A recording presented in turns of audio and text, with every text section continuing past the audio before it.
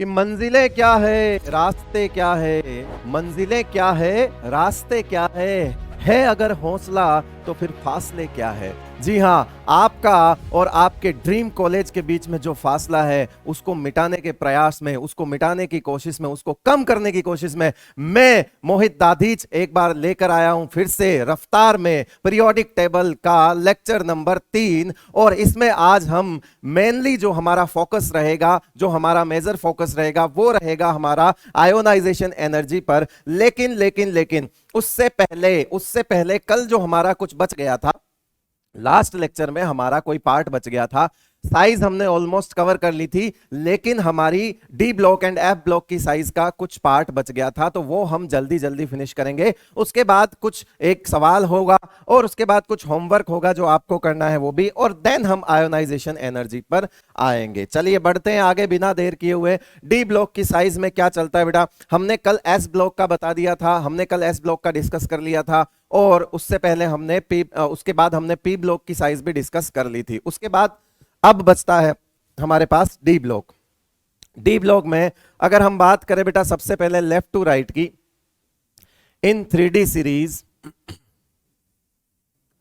वैसे तो इर्रेगुलर चलता है डी ब्लॉक में, तो आपको ज्यादा टेंशन लेने वाली बात नहीं है, जितना बताऊं उतना सीख जाना। इर्रेगुलर चलता है। साइज का सवाल जो अगर है डी ब्लॉक में जहां से पूछा जाता है मैं वही चीजें बताऊंगा। ऐसा नहीं कि आपको पूरे डी ब्लॉक की साइज का पता लग जाएगा।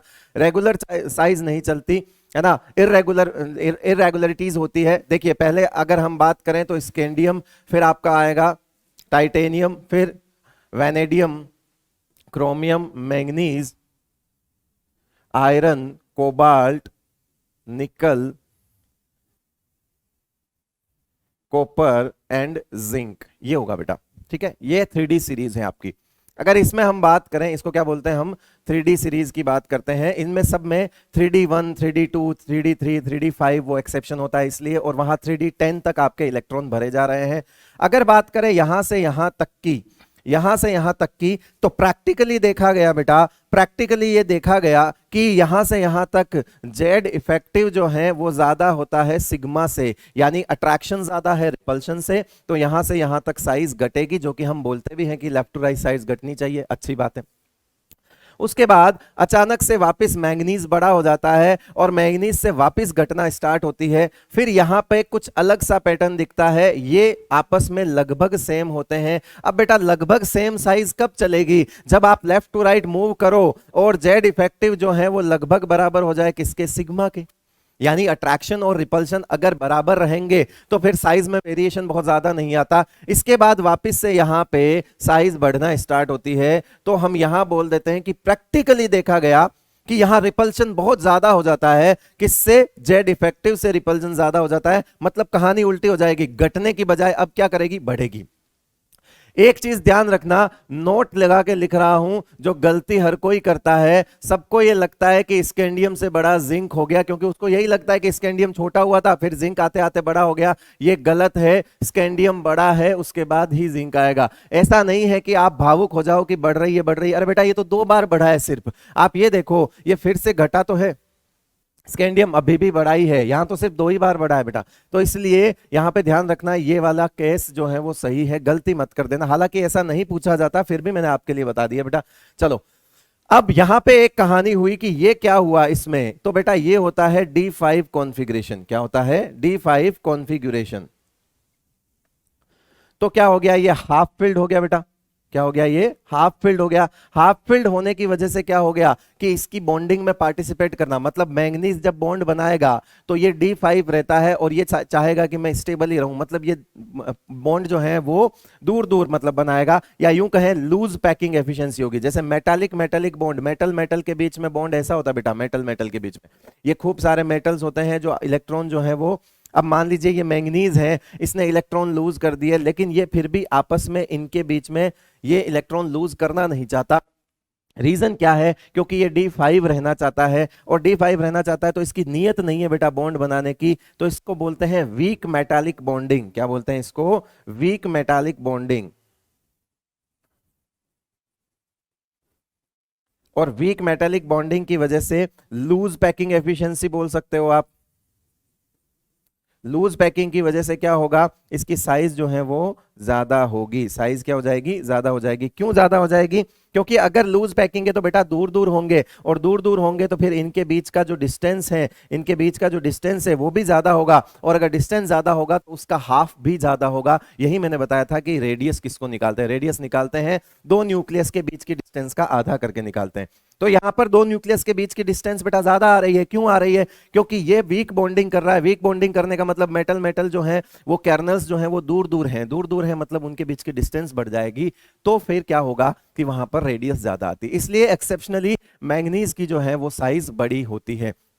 आपसे कभी भी सवाल अगर पूछेगा तो बेटा वो 3 सेट में पूछेगा, या तो पहला सेट ले लेगा, या फिर दूसरा सेट ले लेगा, या फिर तीसरा सेट ले लेगा। बस ध्यान रखिएगा कि इस तरह से चीजों को याद रखना है, क्योंकि 4D और 5D सीरीज में करवा नहीं रहा, मुझे पता है, क्योंकि डी ब्लॉक की साइज इतनी इंपॉर्टेंट नहीं है, मैं फिर कह रहा हूं आपको, है ना। इससे पहले एस ब्लॉक और पी ब्लॉक है तो वो ज्यादा इंपॉर्टेंट है। अब बात करते हैं टॉप टू बॉटम की, अब बात कर देते हैं अपन टॉप टू बॉटम की बात कर लेते हैं। एफ ब्लॉक वाली साइज का बाद में देखते हैं, पहले इसमें डी ब्लॉक की साइज का एक बार देख लेते हैं, top to bottom. Top to bottom में क्या होगा बेटा कि अगर मैं इस ग्रुप की बात करूं, स्कैंडियम, उसके बाद इसके बाद आएगा क्या, यट्रियम, और उसके बाद आएगा लेंथेनम। तो बेटा ये होता है आपका कितना 21, ये होता है आपका 39, और ये होता है आपका 57, यही होता है। अब इसमें कोई दिक्कत नहीं है, इस वाले ग्रुप में कोई दिक्कत नहीं है, लेकिन प्रॉब्लम कहां आती है, यहां पर आपको समझ में आ जाएगा कि टॉप टू बॉटम साइज बढ़नी चाहिए, बढ़ती है, टॉप टू बॉटम साइज बढ़नी चाहिए, बढ़ती है। और ये कौन सा ग्रुप है बेटा, ये है थर्ड ग्रुप। लेकिन फोर्थ ग्रुप से लेके 12th ग्रुप तक, फोर्थ ग्रुप से लेके 12th ग्रुप तक अगर हम बात करें तो आप जरा ध्यान से देखना, इससे आगे आता है बेटा कौन सा, टाइटेनियम, इससे आगे आता है जिरकोनियम, और इससे आगे आता है हॉफनियम। अब जरा ध्यान से देखो, 57 के बाद क्या आना चाहिए था, इसको यहां लिख देता हूं मैं, टी जरा हाफ। अब देखो यहां क्या आना चाहिए था, यहां आना चाहिए था 58, लेकिन नहीं आया, क्या आया, सीधा 72। क्या आया बेटा, 72। क्यों आया 72, क्योंकि हमको पता है कि 57 से लेके ये यहां पर बीच में क्या हुआ बेटा, 58 टू 71, ये कौन से होते हैं, लेंथेनोइड्स। क्या होता है ये, लेंथेनाइड्स, लेंथेनोइड्स। इनमें इलेक्ट्रॉन कहां भरे जा रहे हैं बेटा, इनमें इलेक्ट्रॉन कहां भरे जा रहे हैं, 4f में। किसमें इलेक्ट्रॉन भरे जा रहे हैं, 4f इलेक्ट्रॉन, 4f इलेक्ट्रॉन बीच में आएंगे, क्योंकि इनमें इलेक्ट्रॉन 4f में भरे जा रहे हैं, तो 4f इलेक्ट्रॉन आएगा, मतलब पुअर शील्डिंग होगी, यहां पे भी पुअर सिग्मा होगा, तो जेड इफेक्टिव जो है वो ज्यादा हो जाएगा, तो साइज में जो है वो कॉन्ट्रैक्शन आ जाएगा।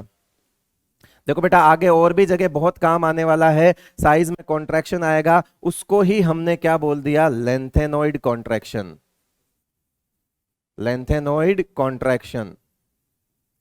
अब आपने कल एक कॉन्ट्रैक्शन पढ़ा था और वो था ट्रांजिशन कॉन्ट्रैक्शन, आज मैं एक और पढ़ा रहा हूं, वो है लेंथेनोइड कॉन्ट्रैक्शन। फर्क क्या है, ट्रांजिशन कॉन्ट्रैक्शन था 3D के इलेक्ट्रॉन की वजह से, 3D के इलेक्ट्रॉन की पुअर शील्डिंग की वजह से, और लेंथेनोइड कॉन्ट्रैक्शन रहेगा बेटा 4f के इलेक्ट्रॉन्स की पुअर शील्डिंग की वजह से। अब यहां पर 4f के इलेक्ट्रॉन लगातार भरते जा रहे हैं, 58 से लेके 71 तक इलेक्ट्रॉन किस में जा रहे हैं, 4f में जा रहे हैं। 4f की शील्डिंग पुअर होती है, जब जब भी सिग्मा घटेगा जेड इफेक्टिव बढ़ेगा, according to our formula Z effective is equals to Z minus sigma, sigma कम होगा तो डेफिनेटली जेड इफेक्टिव बढ़ना तय है। तो क्या होता बेटा कि यहां से हम चल रहे थे, यहां तक साइज बढ़ गई, कोई दिक्कत नहीं है, ये भी बढ़नी चाहिए थी, ये भी बढ़नी चाहिए थी, लेकिन ये बढ़ी नहीं, यहां क्या हो गया, ये लगभग बराबर हो गया, क्योंकि हॉफनियम में क्या लग गया बेटा, इसमें लग गया लेंथेनोइड कॉन्ट्रैक्शन, इसमें क्या लग गया,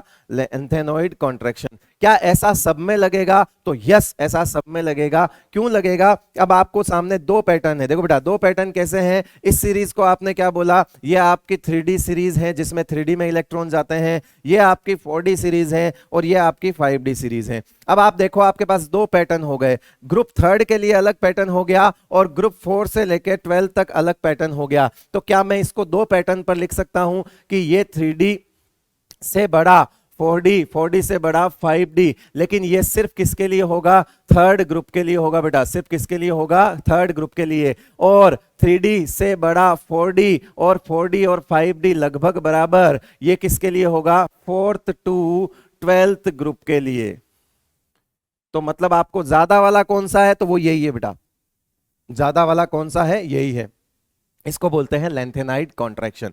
अब जरा आगे आओ, मैंने इसको प्रॉपर चीजें समझा रखी है कि लेंथेनाइड कॉन्ट्रैक्शन क्या होता है। इसमें साफ साफ लिखा है, जो मैंने आपको अब तक बताया है, आप पढ़ सकते हो। After lanthanum from 58 to 71 electron enters into which subshell? 4f subshell, मैंने कहा, ठीक है। Which apply negligible screening. Negligible screening मतलब क्या है? स्क्रीनिंग और शील्डिंग एक ही बात होती है, तो उसका मतलब क्या है? सिग्मा है। ये नेग्लिजिबल स्क्रीनिंग लगाएंगे, इसकी वजह से जेड इफेक्टिव क्या हो जाएगा? इंक्रीज हो जाएगा। और अगर साइज जो है वो कॉन्ट्रैक्ट हो जाएगी, तो इसके लिए हम बोलते हैं इसको कि this contraction lanthanoid series is known as lanthanide contraction. यहां लेंथेनॉइड कॉन्ट्रैक्शन चल रहा है। अब क्या होगा कि इनमें 58 से 71 तक जो ये 4f के इलेक्ट्रॉन गए, तो इसका मतलब होगा कि जो भी 72 वाला एलिमेंट होगा या उससे आगे वाला एलिमेंट होगा, उन सब में 4f के इलेक्ट्रॉन पूरे भरे हुए होंगे। उन सब में 4f के इलेक्ट्रॉन पूरे भरे हुए मिलेंगे। तो 4f के इलेक्ट्रॉन तो नालायक है बेटा, किसी काम के नहीं है, इसलिए हमने बोल दिया कि उनकी वजह से बाकियों की आगे वाली साइज में कॉन्ट्रैक्शन आता है। इस वजह से उनको हम बोलते हैं लेंथेनॉइड कॉन्ट्रैक्शन इनमें लग गया, ऐसा बोलते हैं हम उसको। और उनकी साइज जितनी होनी चाहिए थी उससे घट जाती है, और घट कर बराबर हो जाती है किसके? 4D के बराबर। इसीलिए लिखा है क्योंकि इससे ज्यादा बड़ा होना चाहिए था 5D। 5D में लग गया लेंथेनाइड कॉन्ट्रैक्शन, और कॉन्ट्रैक्शन की वजह से इसकी साइज घट कर 4D के बराबर हो गई, इसलिए हमारे पास लगभग बराबर वाला ऑर्डर आ जाता है। अब देखो जरा, due to lanthanide contraction size of 5D series elements contract and become approximately equals to the size of 4D series element। यही बात मैंने डायरेक्ट ऑर्डर में लिख दी है कि 3D से बड़ा 4D होगा, और 4D और 5D जो है वो बराबर हो जाएंगे। ये कौन से ग्रुप के लिए बेटा? ये ग्रुप नंबर 4 से लेकर 12 तक है। तो सर ये तीसरे वाले ग्रुप में क्यों नहीं है? तो बेटा तीसरे वाले ग्रुप में जो आपका एलिमेंट है स्कैंडियम, स्कैंडियम, यट्रियम, लेंथेनम, तो लेंथेनम तो बेटा 57 है। इसके बाद 4f में इलेक्ट्रॉन जाना स्टार्ट होंगे, तो 57 वाले में लेंथेनाइड कॉन्ट्रैक्शन नहीं लगेगा, 57 के बाद लगेगा, और वो आगे तक भी चलता रहेगा। तो अब मैंने लेंथेनाइड कॉन्ट्रैक्शन पूरा ढंग से समझा दिया है। अब मैं जहां भी आएगा इसको डिटेल में नहीं बताऊंगा, सिर्फ नाम बोलूंगा और ये बताऊंगा कि ये किसकी वजह से है, क्योंकि चीज वही है, बार बार समझाने की नहीं है, एक जगह समझा दिया। इनफैक्ट मैंने यहां पर आपको बड़ा डिटेल में लिखा हुआ है। ठीक है, ठीक है बेटा। इसके बाद आता है एफ ब्लॉक की साइज। एफ ब्लॉक की साइज में भी हमको लेंथेनाइड कॉन्ट्रैक्शन की जरूरत पड़ेगी। एफ ब्लॉक के जो एलिमेंट्स होते हैं वो हम लिख देते हैं, एक सेकंड कलर बदलने देते बेटा।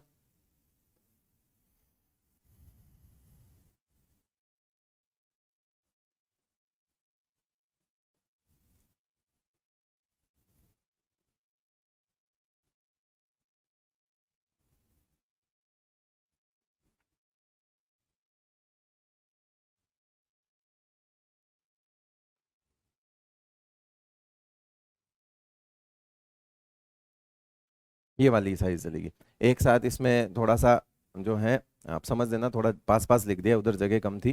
देखिए बेटा, जो यहां पर आप देखोगे तो ये साइज जो है वो लगातार घटती है, और लगातार घटने का मतलब है ये इस तरह से चलेगा, लेकिन अचानक से इसकी साइज जो है वो बढ़ जाती है, फिर वापस से घटना स्टार्ट होती है, जो कि लास्ट तक घटेगी, जो कि लास्ट तक घटेगी। अब देखा ये क्यों हुआ? अगेन ये वही है बेटा, ये 4f7 होता है, हाफ फिल्ड होता है, वापस नहीं बताऊंगा। मैंगनीज जैसा ही केस है, लूज पैकिंग एफिशिएंसी डायरेक्ट लिख दूंगा, loose packing, weak metallic bond,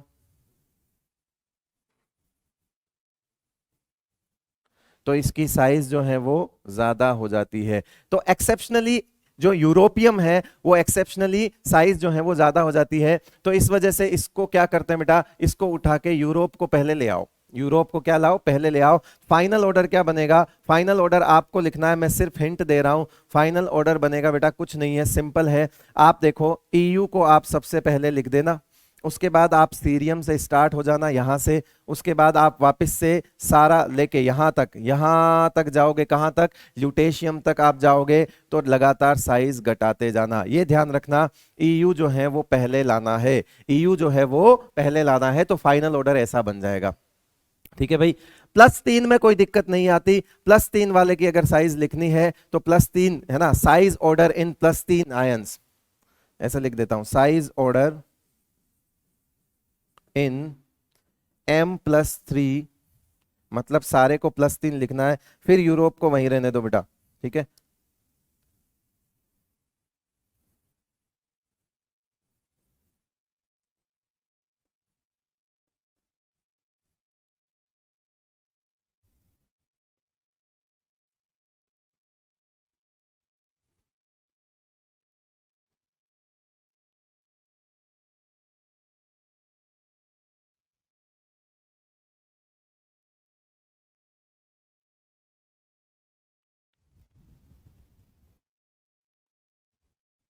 ये देखो, इन सब पे +3 लगा दो बेटा। +3 में आपको यूरोप को वहीं रखना है, नहीं लेके आना है। +3 में कोई दिक्कत वाली बात नहीं है। +3 में उसका कॉन्फ़िगरेशन बदल जाएगा, वो हाफ फील्ड नहीं रहेगा, उसके बाद आपको कोई टेंशन वाली बात नहीं, उसको जहां है वहीं रखो।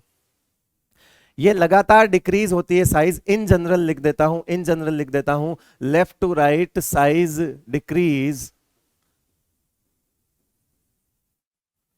Due to increase in Z effective. और क्यों होता है ऐसा? Due to poor poor sigma of 4f electrons. क्योंकि आप यहां से जाओगे तो ये 4f में इलेक्ट्रॉन भरे जा रहे हैं, यहां से यहां तक जाओगे 4f में इलेक्ट्रॉन भरे जा रहे हैं, और 4f में इलेक्ट्रॉन जो भरे जा रहे हैं, तो इसकी वजह से यहां पर 4f इलेक्ट्रॉन की पुअर शेल्डिंग की वजह से लगातार इसमें चल रहा है, जिसको हमने लेंथेनॉइड कॉन्ट्रैक्शन बोल दिया। तो आपसे पूछा जाए कि एफ ब्लॉक में लेफ्ट टू राइट, या तो M वाले में, M वाले मतलब जीरो ऑक्सीडेशन स्टेट में, और M+3 में, क्या दोनों में ही लेंथेनॉइड कॉन्ट्रैक्शन लगता है? यस, दोनों केस में लेंथेनॉइड कॉन्ट्रैक्शन लगेगा। दोनों केस में अगर आप यूरोपियम का एक केस छोड़ दो, लेकिन उसको छोड़ के अगर मैं इन जनरल आपसे बात करूं, तो in general left to right size जो है वो डिक्रीज हो रही है। रीजन वही है कि दोनों ही केस में 4f के इलेक्ट्रॉन जो है वो इंक्रीज होते जा रहे हैं। दोनों ही केस में आपको लेंथेनॉइड कॉन्ट्रैक्शन जो है वो साइज में देखने को मिलेगा। इस वजह से लेफ्ट टू राइट साइज जो है वो लगातार घटती जा रही है। ठीक है बेटा, अब समझ में आ गया। साइज हमारी यहां खत्म हो जाती है। उसके बाद कुछ सवाल हैं, आपको होमवर्क करना है इस सवाल में। जैसे मैं कुछ इसमें टिपिकल सी चीजें हैं वो लिख देता हूं। जैसे ये थर्ड ग्रुप है बेटा, जो अभी बताया है कि ये थर्ड ग्रुप है, तो थर्ड ग्रुप में कोई एक्सेप्शन नहीं था। सॉरी, ये 3D सीरीज है। 3D सीरीज में मैग्नीज तक कोई दिक्कत नहीं है, तो ये लगातार घटेगा। ठीक है, उसके बाद ये थर्ड वाला ग्रुप है जो टॉप टू बॉटम है, इसमें लगातार बढ़ेगा क्योंकि यहां कोई एक्सेप्शन नहीं था। लेकिन अगर आप यहां बात करोगे यहां पर तो ये आपका ग्रुप कौन सा आ रहा है? ये ग्रुप आपका थर्ड वाला ग्रुप नहीं है, ये आगे वाला है। और अगर आगे वाला है तो पहले तो बढ़ा देना, लेकिन बाद में ऐसा कर देना बेटा, पहले तो बढ़ा देना, बाद में ऐसा कर देना। और इसके अलावा इसको पहले ले आना, क्योंकि जीरो स्टेट में पूछा है, तो यूरोपियम को पहले ले आना। तो मैं यहां पे कर लेता हूं, ये EU हो जाएगा। इसके बाद कुछ नहीं करना है, आपको डायरेक्ट घटाते जाना है। और यहां पे क्या हो जाएगा? गैडोलिनियम, और उसके बाद ल्यूटेशियम। ये हो जाएगा आपका इसका ऑर्डर। FCl BRI का आप कर लोगे, टॉप टू बॉटम में कोई एक्सेप्शन नहीं है, बढ़ेगी। फेकोनी में मैंने बताया था, इसको बराबर कर देना, वो सीरीज जो चलती है। इनमें कोई दिक्कत नहीं है, मैंने आपको बता दिया। तो आपको कितने जो है होमवर्क करने हैं बेटा? सिर्फ एक आपको करना है, एक ये रहा, 2 और 3, सिर्फ 3 आपको देखने हैं, बाकी सब मैंने कर लिए। बाकी के आपके होमवर्क हैं वो कर लीजिएगा आप। करेक्ट ऑर्डर ऑफ साइज, इससे आपको कॉन्फिडेंस आएगा, और भी सवाल आप कर सकते हो अदर सोर्स से। The correct order of size would be, एक बार और पूछा है कि इनमें साइज का सही ऑर्डर बताओ, साइज का सही ऑर्डर क्या है? तो बताते हैं, देखिए। पहले तो ये पहचान लो कि या डी ब्लॉक में टॉप टू बॉटम वाला कंपैरिजन है। ये डी ब्लॉक में कौन सा कंपैरिजन है बेटा? टॉप टू बॉटम वाला है। नहीं पढ़ोगे पिटोगे। ये 10th ग्रुप है। कौन सा ग्रुप है बेटा? 10th group. मैंने कहा था 4 से 12 तक, 4 से 12 तक सेम ऑर्डर चलेगा। और सेम ऑर्डर क्या होता है बेटा? 4 से 12 तक सेम ऑर्डर क्या होता है? 3D से बड़ा 4D, और 4D और 5D जो है वो बराबर हो जाएंगे। अब क्या करोगे? ये Ni है ना, ये पीडी और ये पीटी, तो बताओ ऐसा कोई आपको ऑप्शन दिख रहा है क्या? अब वैसे इसमें लगभग बराबर वाला साइन होना चाहिए था, लेकिन यहां पर नहीं है, थोड़ी सी टेक्निकल एरर है, कोई दिक्कत वाली बात नहीं, इसको अपन ऐसे कर लेते हैं और आंसर हमारा ए कर लेते हैं, बाकी तो वैसे सरेआम गलत है ही, है ना। तो ये आपका आंसर आ गया, नहीं पढ़ोगे पिटोगे, क्योंकि वो कौन से ग्रुप का है बेटा? वो ग्रुप है, ये आपका ग्रुप है 10th ग्रुप। कौन सा ग्रुप है आपका? 10th ग्रुप है, ये 10th ग्रुप है, तो 10th वाले के लिए ऐसा ही चलेगा, केवल 3rd वाले के लिए इंक्रीज होगा, बाकी सब में ये दोनों बराबर हो जाएंगे, इस बात का ध्यान रखना। रीजन है लेंथेनाइड कॉन्ट्रैक्शन, अभी बताया है थोड़ी देर पहले। चलिए चीजें समझ आ गई हो तो अब अपन आगे बढ़ते हैं और उसमें हम शुरू करते हैं हमारा नया topic, next topic, and that is our ionization enthalpy. Ionization enthalpy बहुत आसान हो जाने वाली है, क्योंकि अगर आपने जेड इफेक्टिव अच्छे से समझ लिया है तो फिर कोई दिक्कत नहीं है। जब आपको यह चीज समझ आ गई कि बहुत सारी चीजें न्यूक्लियस और आउटर मोस्ट के इलेक्ट्रॉन के बीच जो अट्रैक्शन है उस पर डिपेंड करती है, तो फिर कोई दिक्कत नहीं है, फिर कोई दिक्कत नहीं है ना, क्योंकि उस अट्रैक्शन से आप साइज भी डिसाइड कर लेते हो, उस अट्रैक्शन से आज आप आयोनाइजेशन एंथैल्पी भी डिसाइड कर लोगे। तो एक बात आपको मैं समझाता हूं कि ये है क्या। पहली बात तो इसकी बात करते हैं कि मान लीजिए कोई एक एटम है जिसमें ये न्यूक्लियस है और उसके आउटर मोस्ट इलेक्ट्रॉन में, उसके आउटर मोस्ट इलेक्ट्रॉन में यहां पे कोई एक इलेक्ट्रॉन रखा है। आपका मन हुआ कि जाके इस इलेक्ट्रॉन को निकाल दे, ऐसे ही मन हो गया, मन है, भोला मन है, कुछ कह नहीं सकते, कभी भी कुछ भी हो जाता है। तो आपका मन हुआ कि इसको निकाल दें, तो आप गए और बोला कि आजा, तो इसने कहा कैसे आऊं, इसने कहा कैसे आऊं, बारिश बनी बेरी पिया, कैसे आऊं। तो इसके लिए जो सबसे मुसीबत की बात है इस इलेक्ट्रॉन के लिए, वो है न्यूक्लियस का अट्रैक्शन। वो क्या है? न्यूक्लियस का अट्रैक्शन। न्यूक्लियस इसने को खींच के बैठा है और आपको इसको न्यूक्लियस के जाल से छुड़ा के लाना है। अगर हीरोइन को भगाएगा हीरो, तो उसके बाप से बच के भगाना पड़ता है, उसके बाप ने गुंडे भी पाल रखे हैं, उनसे लड़के लाना पड़ेगा, है ना, उनसे लड़के लाना पड़ेगा, मतलब मेहनत करनी पड़ेगी। मेहनत करने में एनर्जी खर्च होती है बेटा, मेहनत करने में एनर्जी खर्च होती है, मतलब आप इसको एनर्जी दोगे। आप क्या दोगे? इसको एनर्जी दोगे। आप जा रहे हो, आपकी खर्च हो रही है, इसकी तो बढ़ रही है ना। आप इसको एनर्जी दोगे, आप इसको एनर्जी दोगे, तो बताओ इस सिस्टम की एनर्जी क्या होगी? बढ़ेगी। सपोज आपने इस इलेक्ट्रॉन को रिमूव करना चाहा, आपने इस इलेक्ट्रॉन को रिमूव करना चाहा, तो इलेक्ट्रॉन को रिमूव करने के लिए, इलेक्ट्रॉन को अपनी पोजीशन से हायर स्टेट में ले जाने के लिए उसको एनर्जी देनी पड़ती है, तब जाके वो बाहर आता है।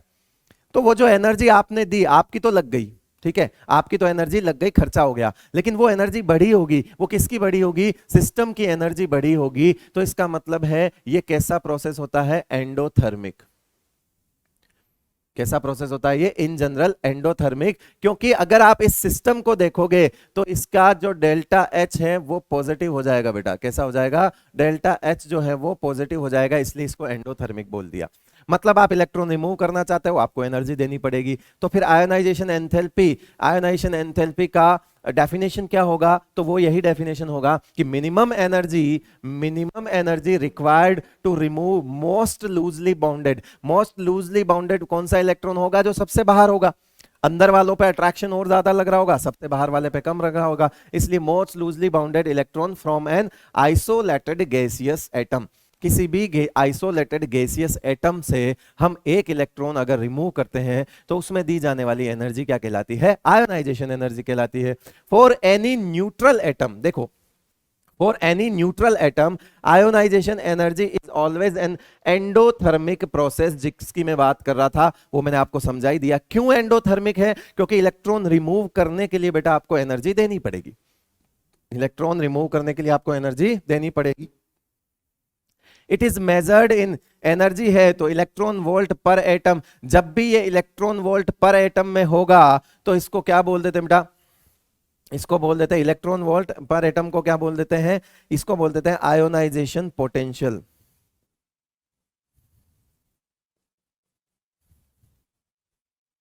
इन जनरल इसको आईपी बोलते हैं। तो कई बार किताबों में ऐसा नहीं कि इलेक्ट्रॉन वोल्ट पर एटम है तभी आईपी बोला जा रहा है, ऐसा नहीं है। इन जनरल आईई और आईपी, क्योंकि ये दोनों ही शब्द जो है वो इन जनरल मतलब है, मुंह पे चढ़े हुए होते हैं तो निकल जाता कुछ नहीं कि आईपी पूछ रहा है आईई पूछ रहा है, एक ही बात है। लेकिन हमको कॉन्सेप्ट पता होना चाहिए, वो ये है कि जब वैल्यूज, इसकी वैल्यूज को इलेक्ट्रॉन वोल्ट पर एटम में कैलकुलेट किया हो तब हम पोटेंशियल वर्ड लगाएंगे, क्योंकि वोल्टेज है तो फिर पोटेंशियल वर्ड आएगा। तो इलेक्ट्रॉन आयोनाइजेशन पोटेंशियल तब यूज करेंगे, ठीक है। वरना अगर आप किलो कैलोरी पर मोल और किलोजूल पर मोल में अगर है तो फिर आप इसको आयोनाइजेशन एनर्जी बोल दीजिए, ठीक है। आयोनाइजेशन एनर्जी बोल दीजिए, कोई दिक्कत वाली बात नहीं है, उस केस में कोई दिक्कत नहीं है। चलिए आगे बढ़ते हैं कि सर थोड़ा और सीखते हैं इसके बारे में कि वैल्यूज ऑफ सक्सेसिव आईपी, क्या हम एक से ज्यादा इलेक्ट्रॉन निकाल सकते हैं एक ही एलिमेंट से? तो बिल्कुल निकाल सकते हो। उस केस में क्या क्या चेंजेस आएंगे जरा वही देखते हैं। आइए बेटा आपको समझाता हूं मैं कि सक्सेसिव आईपी का मतलब क्या है। पहला केस तो यह है कि एटम सेम रहना चाहिए, मतलब आप गए एम के पास, कोई भी एक एलिमेंट है एम, कोई भी एक मेटल है एम, सपोज कोई भी एलिमेंट मान लीजिए, उसमें से आपने एक इलेक्ट्रॉन रिमूव कर लिया, यहां -1 इलेक्ट्रॉन कर दिया, तो बताओ ये क्या बनेगा? M प्लस बनेगा। क्या बनेगा बेटा? ये M प्लस बनेगा। और इसको क्या बोलेंगे? Ionization energy. Ionization energy 1 of किसकी? आयोनाइजेशन एनर्जी ऑफ M लिख दो। चलो ऐसा, चलो वो मैं बाद में बताऊंगा, कोई बात नहीं, अभी एक बार ये देख लो, M प्लस बन गया। उसके बाद आप नहीं रुके, आपने कहा मुझे M2 प्लस बनाना है। उसके बाद आपने क्या बोल दिया? मुझे M2 प्लस बनाना है। तो बताओ क्या करूं? कुछ नहीं है, आपने एक इलेक्ट्रॉन और माइनस कर दिया, तो ये इलेक्ट्रॉन जो है वो ये बन गया। आपने और कहा कि मैं M3 प्लस बनाऊंगा, कोई बात नहीं, आपने एक इलेक्ट्रॉन और माइनस कर दिया, ये M3 प्लस बन गया। इस तरह से आगे और भी चलता जाएगा। बट मैं आपको एक चीज सिखा रहा हूं, वो देखना कि यहां पर जो कुछ भी इलेक्ट्रॉन, अगर इस न्यूट्रल की बात करें तो इलेक्ट्रॉन और प्रोटॉन जो है वो बराबर थे, बराबर थे। यहां पर अगर बात करें तो प्रोटॉन जो है वो ज्यादा हो जाएगा इलेक्ट्रॉन से, यहां और अगर बात करें तो प्रोटॉन और ज्यादा हो जाएगा इलेक्ट्रॉन से, और यहां पर अगर और बात करें तो प्रोटॉन और भी ज्यादा हो जाएगा, प्रोटॉन और भी ज्यादा हो जाएंगे किससे? इलेक्ट्रॉन से, है ना। ये मैंने एरो बनाया ना, साइन बनाया तो नंबर में ज्यादा बनाया, मतलब समझ जाना। अब देखो इसका मतलब क्या है कि इधर से इधर जा रहे हो, जब इधर से इधर जा रहे हो तो अल्टीमेटली अट्रैक्शन और जेड इफेक्टिव जो है वो बढ़ रहा है। जेड इफेक्टिव अगर बढ़ेगा तो attraction on outer most electron increase हो रहा है, और अगर इंक्रीज अगर हो रहा है तो फिर आयोनाइजेशन एनर्जी भी बढ़ेगी, क्योंकि अट्रैक्शन ही तो आयोनाइजेशन एनर्जी है। क्योंकि अगर ये अट्रैक्शन जितना ज्यादा होगा बेटा, उतना ही आपको एनर्जी ज्यादा देनी पड़ेगी। मतलब लेफ्ट टू राइट जा रहे हैं इस केस में, तो जेड इफेक्टिव बढ़ रहा है, attraction on outer most electron भी इंक्रीज हो रहा है, तो आयोनाइजेशन एनर्जी घट रही है। या फिर आप साइज से सोच लो, या फिर आप साइज से सोच लो कि मैंने कल बताया था M से छोटा कौन? M प्लस से भी छोटा कौन? M2 प्लस, और M2 प्लस से भी छोटा कौन? M3 plus. ठीक है, अब साइज अगर घट रही है तो आयोनाइजेशन एनर्जी भी बढ़ेगी, क्योंकि साइज घटने का मतलब भी यही है बेटा, कि साइज घटने का मतलब भी यही है कि यहां से इसके बीच की इलेक्ट्रॉन की डिस्टेंस जो है वो कम होती जाएगी, और अगर साइज कम होगी तो फिर इसका रिमूवल जो है वो मुश्किल हो जाएगा। कैसे भी सोच लो, मैंने आपको अभी जेड इफेक्टिव से बता दिया, कोई फर्क नहीं पड़ता, ये भी सही है, साइज वाला भी सही है। ठीक है, चलिए आगे बढ़ते हैं। तो इसका मतलब क्या हुआ कि अगर आप इसको बोलोगे तो ये क्या है आपका IE1 हो गया, ये क्या हो गया आपका IE2 हो गया, और ये क्या हो गया आपका IE3 हो गया। यही हो गया बेटा, एक सेकेंड, आयोनाइजेशन एनर्जी 3 हो गया। तो अगर आपसे लिखा जाए कि वैल्यू ऑफ सक्सेसिव का क्या बोलोगे, तो बेटा IE1 से ज्यादा हमेशा IE2 से ज्यादा हमेशा IE3 होगा for same element, for an element लिख दो। कोई एक एलिमेंट है उसकी बात कर रहा हूं मैं, ऐसा नहीं है कि आप किसी की आयोनाइजेशन एनर्जी 1 किसी दूसरे एलिमेंट के आयोनाइजेशन एनर्जी 2 के साथ कंपेयर करके बोल रहे हो उसकी 2 ज्यादा होगी इसकी 1, ऐसा नहीं है। एलिमेंट एक ही होना चाहिए, आयोनाइजेशन एनर्जी अलग अलग होगी। उस केस में हम IE1 से ज्यादा IE2 IE3 और इस तरह से ये चलता जाता है। यहां पे ये चीज आपको क्लियर हो गई बेटा। फिर कुछ सवाल ऐसे आपसे ट्रिकी क्वेश्चंस इस तरह से पूछे जाते हैं कि इनमें से बताओ आयोनाइजेशन एनर्जी कौन सी है। तो मैं पिछली वाली स्लाइड पे समझा देता हूं। इस तरह से, इस तरह के सवाल आते हैं बेटा। इस तरह के सवाल कैसे होते हैं कि एक सेकंड, कलर बनाएंगे बढ़िया वाला। हाँ, इस तरह से पूछा जाता है कि अगर आपने कोई एक एलिमेंट लिया MS, कलर बदला नहीं, ऐसा कैसे हो सकता?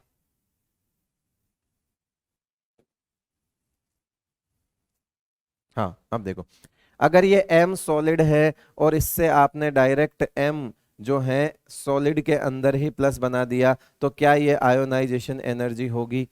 अगर वो m है, अगर वो सॉलिड है, उसको आपने पहले m गैस में कन्वर्ट किया, उसके बाद आपने m जो है आपका प्लस बनाया गैसियस स्टेट में, मतलब उसमें से इलेक्ट्रॉन माइनस किया, है ना, माइनस इलेक्ट्रॉन किया, तो क्या इसको आयोनाइजेशन एनर्जी बोलेंगे? बिल्कुल बोलेंगे। तो अब देखो बेटा, ये क्या है, गलती मत करना, डेफिनेशन ये कहती है कि कहां से इलेक्ट्रॉन निकालना है, डेफिनेशन ये कहती है कि गैस से इलेक्ट्रॉन निकालना है। तो बताओ, ये सॉलिड से इलेक्ट्रॉन निकाल दिया तो ये है तो आयोनाइजेशन, लेकिन ये इस कैटेगरी में नहीं आएगा, आयोनाइजेशन एंथैल्पी की कैटेगरी में। ये डायरेक्ट आयन वाली बात हो गई, ये गलत है, ऐसा कभी नहीं होगा, ये वाला सही होगा। इस प्रोसेस को बोला जाता है, सॉलिड से डायरेक्ट गैस को बोला जाता है सब्लिमेशन। क्या बोला जाता है बेटा? सब्लिमेशन। याद रखना, इसको क्या बोला जाता है? सब्लिमेशन। इसको पहले सबलाइम किया, उसमें से फिर क्या कर दिया, एक इलेक्ट्रॉन निकाल दिया, इसको बोलते हैं आयोनाइजेशन एनर्जी। ठीक है, तो ऐसे कुछ आपको इक्वेशन बना के सवाल पूछे जाते हैं कि इनमें से कौन सा है जो आयोनाइजेशन एनर्जी प्रोसेस को शो करता है, तो ऐसे कुछ गलत गलत बनाए होंगे, दो चार ऑप्शन, दो तीन ऑप्शन, और एक ऑप्शन जो है वो सही वाला होगा। आपको सही पर फोकस करना है, गलत तो बहुत से बन सकते हैं। सही ये कहता है कि गैस से एक इलेक्ट्रॉन निकालोगे, गैसियस स्टेट से एक इलेक्ट्रॉन निकालोगे, उसको आयोनाइजेशन एनर्जी बोलेंगे बेटा, है ना। चलो आगे आ जाओ, ये अपना हो ही गया। उसके बाद आता है factors affecting ionization energy. Ionization energy को कौन कौन से फैक्टर्स अफेक्ट करते हैं? दो फैक्टर आपको अभी से समझ आ गए होंगे, बाकी के दो जो हैं वो अपन समझ लेते हैं। सबसे पहले बात करते हैं बेटा साइज की। सबसे पहले किसकी बात करते हैं? साइज की। देखो सबसे पहला साइज देख लो, ध्यान से देख लो बेटा। साइज, साइज में क्या होगा कि साइज जो है वो आयोनाइजेशन एनर्जी के इनवर्सली रिलेटेड होगी। मतलब साइज जो बढ़ेगी तो यहां पर लिख सकते हैं ionization energy is inversely related to size. ठीक है, कैसे? कि जैसे जैसे, अब समझ लेना बेटा कि कोई एक एटम है उसकी साइज इतनी है, कोई एक एटम है जिसकी साइज इतनी है। बता, आपको इससे भी इलेक्ट्रॉन निकालना है, इससे भी इलेक्ट्रॉन निकालना है। साइज बढ़ने पर आउटर मोस्ट इलेक्ट्रॉन की डिस्टेंस जो है वो बढ़ती जा रही है, तो मतलब इसका अट्रैक्शन जो है वो घटता जा रहा होगा, और अगर अट्रैक्शन घटता जा रहा होगा तो इसका रिमूवल जो है वो आसान हो जाएगा। क्लियर है बेटा? इसलिए साइज बढ़ने पर आयोनाइजेशन एनर्जी हमेशा घटती है, साइज बढ़ने पर आयोनाइजेशन एनर्जी हमेशा घटती है। ये पहला चीज हो गई। उसके बाद आती है आपकी कौन सा? Effective nuclear charge. तो इसको मैंने जेड इफेक्टिव बोल दिया बेटा। इसको क्या बोल दिया मैंने? Z effective. अभी बता दिया था, जेड इफेक्टिव जब बढ़ेगा तो आयोनाइजेशन एनर्जी बढ़ेगी। जेड इफेक्टिव क्या होता है? Attraction, attraction on outer most electron, attraction on outer most electron. अगर ऐसा है तो फिर यह बात तो तय है कि आयोनाइजेशन एनर्जी जो होगी वो क्या होगी? डायरेक्टली प्रोपोर्शनल टू होगी जेड इफेक्टिव से। जेड इफेक्टिव बढ़ेगा तो आयोनाइजेशन एनर्जी भी बढ़ेगी, जेड इफेक्टिव बढ़ेगा तो आयोनाइजेशन एनर्जी भी बढ़ेगी। ये बात हो गई, आपको समझ आ गई।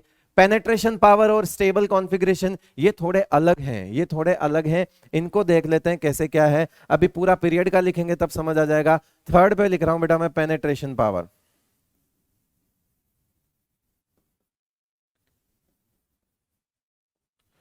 पेनेट्रेट करना, पेनेट्रेट करने का मतलब क्या है? पेनेट्रेट मतलब मेरे पास एक स्पंज की बॉल है, स्पंज की बॉल है, और मेरे पास एक तो है निडल और दूसरा है ये वाला पेन। अब मुझे उस स्पंज की बॉल में दोनों को पेनेट्रेट करना है। बताओ जल्दी से पेनेट्रेट कौन हो जाएगा, निडल वाला या ये पेन वाला? तो आंसर है बेटा निडल पेनेट्रेट कर पाएगी। तो निडल अगर पेनेट्रेट ज्यादा करेगी, उसके पेनेट्रेशन पावर ज्यादा है, तो बताओ बॉल के सेंटर में ज्यादा कौन पहुंचेगा, पेन या निडल? तो आप बोलोगे कि सर ऑब्वियस सी बात है, निडल जो है, सुई जो है, वो पेन उस बॉल के सेंटर में ज्यादा पहुंचेगी।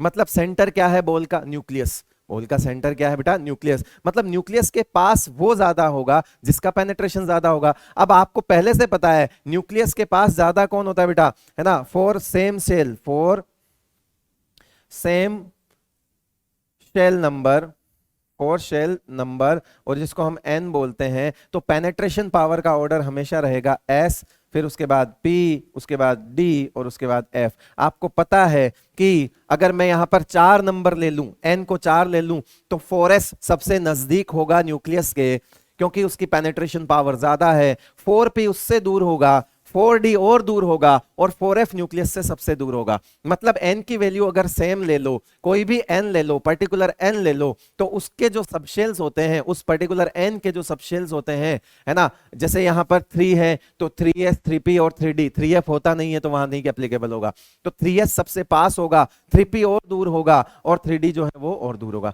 तो पेनेट्रेशन पावर जो है वो सबशेल की पोजीशन बताती है कि कौन सी सबशेल जो है वो न्यूक्लियस के कितनी पास है। एस सबशेल न्यूक्लियस के सबसे ज्यादा पास होती है, इसलिए हम बोलते हैं कि एस सबशेल का पेनेट्रेशन पावर ज्यादा होता है। सर ये आप हमको यहां क्यों बता रहे हैं? तो मैं इसलिए बता रहा हूं बेटा कि आपको इलेक्ट्रॉन निकालना है, तो इलेक्ट्रॉन निकालना है आयोनाइजेशन एनर्जी में, तो बेटा इलेक्ट्रॉन हवा में थोड़ी पड़ा है, इलेक्ट्रॉन किसी न किसी सबशेल में होगा, इलेक्ट्रॉन किसी ना किसी सबशेल में होगा। और अगर सेम शेल के सबशेल में इलेक्ट्रॉन है तो वहां डेफिनेटली पेनेट्रेशन का ऑर्डर आएगा, पेनेट्रेशन तो लगेगा। अब बेटा प्रॉब्लम कहां आती है कि जहां पे हम जो सोच रहे हैं वो ऑर्डर ना आए और ऑर्डर पलट जाए, ऑर्डर ना आए और ऑर्डर पलट जाए। ऐसा नहीं है कि पेनेट्रेशन दूसरी जगह नहीं लग रहा होगा, लगता होगा, लेकिन बेटा हमारे लिए इंपॉर्टेंट कहां है, जहां पे हम जो सोच रहे हैं वो ऑर्डर फॉलो ना हो और उस ऑर्डर में कोई चेंजेस आ जाए, उल्टा हो जाए, इसलिए हम उसके लिए ही सिर्फ पेनेट्रेशन देखते हैं। तो देखिए बेटा, अगर मैं बात करूं आपका, तो इसमें याद करने का इसमें जो अपने काम की बात है वो क्या है कि NS2 का पेनेट्रेशन ज्यादा होता है NP1 से, NS2 का पेनेट्रेशन ज्यादा होता है NP1 से, यानी कि अगर मैं बोल दूं 2S2 का ज्यादा होगा 2P1 से, जो कि क्या होता है बेटा, जो कि क्या होता है 2s2 क्या होता है तो बेरिलियम होता है, और 2p1 क्या होता है बेटा, तो बेरिलियम से बेरिलियम ज्यादा हो जाएगा बोरोन से। उसके बाद अगर मैं यहाँ 3s2 और 3p1 लिख दूं तो अगेन ये भी ज्यादा हो जाएगा 3s2 वाला। ये कौन सा होता है, मैग्नीशियम, और ये कौन सा है, एल्यूमिनियम। अब जरा अगर आपको पता होगा तो आपने क्या चीज समझ आ गई होगी कि कुछ उल्टा हुआ है। उल्टा क्या हुआ है बेटा कि अगर यहां जेड इफेक्टिव की बात करोगे तो लेफ्ट टू राइट जो है वो जेड इफेक्टिव बढ़ता है, लेफ्ट टू राइट यहां पे लिख दो, लेफ्ट टू राइट जो है in a period Z effective increase होता है, ये हमने कल ही देख लिया था जेड इफेक्टिव में। तो आयोनाइजेशन एनर्जी भी इंक्रीज होगी, मतलब बेरिलियम से राइट में बोरोन आता है तो बोरोन की आयोनाइजेशन एनर्जी ज्यादा होनी चाहिए थी अकॉर्डिंग टू जेड इफेक्टिव। लेकिन अकेला जेड इफेक्टिव थोड़ी डिसाइड कर रहा है कि आयोनाइजेशन एनर्जी क्या होगी। मैंने फैक्टर्स लिखे हैं, उस फैक्टर्स में बेटा साइज है, मानता हूं इफेक्टिव न्यूक्लियर चार्ज भी है, लेकिन इन सब का मिला के एक ऑर्डर डिसाइड होगा। मतलब सारे फैक्टर है, जहां कहीं पे भी कोई फैक्टर डोमिनेट हो गया वहां ऑर्डर बदल सकता है। यहां पर पेनेट्रेशन पावर डोमिनेटिंग चला गया तो यहां पर अल्टा पलटी हो गई, और वो अल्टा पलटी क्या हो गई बेटा, इन दोनों में, इन दोनों में ये अल्टा पलटी हो गई। अब जरा ध्यान से सुनना कि साइज का क्या रहेगा फिर, अगर इसको देखें तो top to bottom in a group size बढ़ती है तो आयोनाइजेशन एनर्जी घटेगी, ये जनरल ट्रेंड है। लेकिन अभी एक चीज और बाकी है, ये तो मैंने बता दिया। अब चौथा जो बाकी है वो क्या है आपका, ये है बेटा आपका स्टेबल कॉन्फ़िगरेशन। इसको भी देख लेते हैं, फोर्थ वाले को देख लेते हैं, स्टेबल कॉन्फ़िगरेशन। कि सर कॉन्फ़िगरेशन पर जो है क्या आयोनाइजेशन एनर्जी डिपेंड करती है? यस करती है बेटा। कोई स्टेबल कॉन्फ़िगरेशन है, कोई हाफ फिल्ड कॉन्फ़िगरेशन है, कोई क्या है, हाफ फिल्ड कॉन्फ़िगरेशन है, तो क्या वो आपसे इलेक्ट्रॉन देगा, आपको इलेक्ट्रॉन देगा? आप कोई हाफ फिल्ड कॉन्फ़िगरेशन के पास गए, वो स्टेबल है, हाफ फिल्ड है, आप जाके बोल रहे हो कि चल आ जा, तो वो ज्यादा आपसे ज्यादा एनर्जी मांगेगा, क्योंकि स्टेबल चीज को हिला रहे हो आप। वो खुश है अपनी जिंदगी में, वो खुश है, रोज खुशियां मनाता है कि मैं हाफ फील्ड हूं, मैं हाफ फील्ड हूं और हाफ फील्ड हूं, और आप उसी के पास चले गए कि ला इलेक्ट्रॉन दे, उसके तो अचानक से दिल पे लग जाएगी बेटा, उसका मन दुखी होगा, वो इलेक्ट्रॉन देने के लिए नहीं, वो आनाकानी करेगा, बोले नहीं दूंगा मैं। लेकिन आप फिर भी इलेक्ट्रॉन निकालोगे तो जाहिर सी बात है स्टेबल कॉन्फ़िगरेशन से अगर आपको इलेक्ट्रॉन निकालना है तो आपको एनर्जी नॉर्मल से ज्यादा देनी पड़ेगी, क्योंकि वो स्टेबल है। चलो तो इसमें किस किस में आपका ऑर्डर पलटेगा, पहले मैं लिख देता हूं फुलफिल्ड, देख inert gas inert gases have maximum ionization energy in a period. Reason है, रीजन यही है, फुलफिल्ड स्टेबल कॉन्फ़िगरेशन। इस वजह से इनकी सबसे मैक्सिमम होगी। उसके बाद आप बात करेंगे हाफ फिल्ड की, तो यहां पर आता है बेटा NP3 से राइट में कौन आता है, NP4। NP3 के बाद कौन आएगा राइट में, NP4। एक पीरियड में जाओगे तो P3 के बाद कौन आएगा, P4 आएगा। फॉर एग्जांपल जैसे यहां लिख दिया मैंने 2P3 और यहां लिख दिया मैंने 2P4। 2P3 होता है बेटा नाइट्रोजन, 2P क्या होता है, नाइट्रोजन। ये क्या होता है, ऑक्सीजन। नाइट्रोजन और ऑक्सीजन में राइट में कौन आता है, ऑक्सीजन। अकॉर्डिंग टू अगर सिर्फ जेड इफेक्टिव देखें तो राइट वाले का आयोनाइजेशन एनर्जी ज्यादा होना चाहिए था, मतलब ऑक्सीजन का ज्यादा होना चाहिए था, लेकिन नहीं हुआ, P3 का ज्यादा होगा। रीजन यही है, half filled stable configuration. Reason क्या है बेटा, रीजन क्या है, ये रीजन यहां पर फुल फिल्ड खत्म हो गया, अब यहां पर है रीजन NP3 क्या है बेटा, आपका हाफ फिल्ड।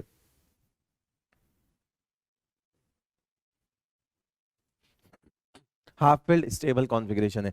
क्या ऐसा 3P3 और 3P4 के लिए भी सोच सकते हैं क्या सर? बिल्कुल सोच सकते हो बेटा। 3P3 क्या होता है, नाइट्रोजन के नीचे क्या आता है, फास्फोरस आता है। ऑक्सीजन के नीचे क्या आता है, सल्फर आता है। फास्फोरस और सल्फर में सल्फर राइट में है, होना चाहिए था सल्फर की ज्यादा, हो गई किसकी, फास्फोरस की ज्यादा, क्योंकि P3 और P4 में हमेशा P3 ज्यादा होगा।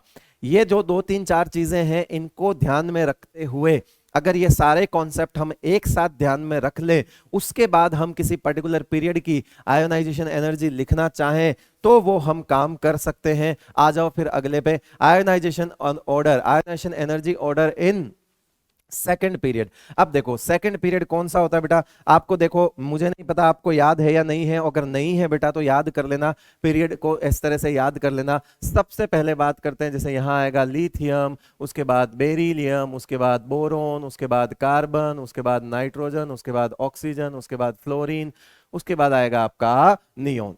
ये आपका सेकंड पीरियड है। ठीक है सर, क्या करें, सेकंड पीरियड है, कुछ नहीं। अब इसमें देखो, इसका सबसे, आपको सबसे लास्ट वाली शेल लिखनी है, सब शेल लिखनी है, सबसे लास्ट वाला सब शेल लिखना है जिसमें इलेक्ट्रॉन रखा है। ठीक है, क्योंकि आपको वहीं से रिमूव करना है, क्योंकि आपको वहीं से रिमूव करना है। तो ऐसा नहीं कि पूरा कॉन्फ़िगरेशन लिखेंगे। आप जरा इसको देखो, ये क्या है, 2s1 होगा, ये क्या होगा बेटा, 2s2 होगा। अब 2s2 के बाद 2p1 आएगा तो मैं डायरेक्ट 2p1 लिख रहा हूं, यहां पे 2p2 लिख रहा हूं, यहां पे 2p3 लिख रहा हूं, यहां पे 2p4, ये हो गया 2p5, ये हो गया आपका 2p6। क्लियर है यहां तक? ठीक है सर, हमको चीज समझ आ गई। अब जरा देखना कि यहां इसको क्या मैं इन जनरल क्या लिख सकता हूं बेटा, इन जनरल क्या लिख सकता हूं। अब मुझे अगर मुझे ये बात करनी हो कि लेफ्ट टू राइट, देखो सबसे पहला फैक्टर क्या है, ये पीरियड है। सबसे पहला फैक्टर क्या है, ये पीरियड है। पीरियड में साइज क्या होती है, डिक्रीज होती है। पीरियड में साइज क्या होती है, लेफ्ट टू राइट डिक्रीज होती है। अब डिक्रीज होती है तो फिर आयोनाइजेशन एनर्जी भी बढ़ेगी, तो इसका मतलब है लिथियम से ज्यादा कौन होगा, बेरिलियम होगा। लेकिन लेकिन लेकिन यहां पे एक दिक्कत हो गई, बेरिलियम की ज्यादा हो गई बोरोन से, बेरिलियम की ज्यादा हो गई किससे, बोरोन से। ऐसा क्यों हुआ अभी बताऊंगा, पहले हम थोड़ा अपने आगे की तरफ बढ़ जाते हैं, वापस है ना, आगे की तरफ बढ़ जाते हैं। और बोरोन से ज्यादा कार्बन, कार्बन से ज्यादा नाइट्रोजन, अगेन एक लोचा आया और वो लोचा क्या है, नाइट्रोजन की ज्यादा हो गई किससे, ऑक्सीजन से। फिर वापस से ऑक्सीजन से ज्यादा फ्लोरीन और नियोन। सर ये क्यों हुआ, तो बेटा अभी तो बताया है, अभी तो बताया है, जस्ट पिछली वाली स्लाइड पे चलो। पिछली वाली स्लाइड पे मैंने दो फैक्टर बताए हैं, पेनेट्रेशन एंड स्टेबल कॉन्फ़िगरेशन, जिसमें फुल फील्ड भी आता है एंड हाफ फील्ड भी आता है। ठीक है, full field and half field stable configuration की बात कर रहा था मैं। यही फैक्टर्स यहां हैं, देखो जरा। क्या ये आप इसको ऐसा सोच सकते हो कि ये NS1 है, ये NS2 है, ये ये NP1 है, ये आपका हो गया NP2, ये NP3, ये NP4, ये NP5, ये NP6, ये मैक्सिमम चल रहा है यहां पे। यहां क्या हुआ बेटा, ये आपका हो गया कौन सा, इस वाला NP3 ज्यादा होता है NP4 का, इसको हम बोलते हैं हाफ फील्ड। कौन सा फील्ड, कौन सा फैक्टर लग गया, हाफ फील्ड वाला। समझ में आ गया, हाफ फील्ड वाला फैक्टर लग गया। यहां कौन सा फैक्टर लग गया, यहां पे ऑर्डर उल्टा हो गया और यहां पे फैक्टर लग गया आपका कौन सा, पेनेट्रेशन पावर।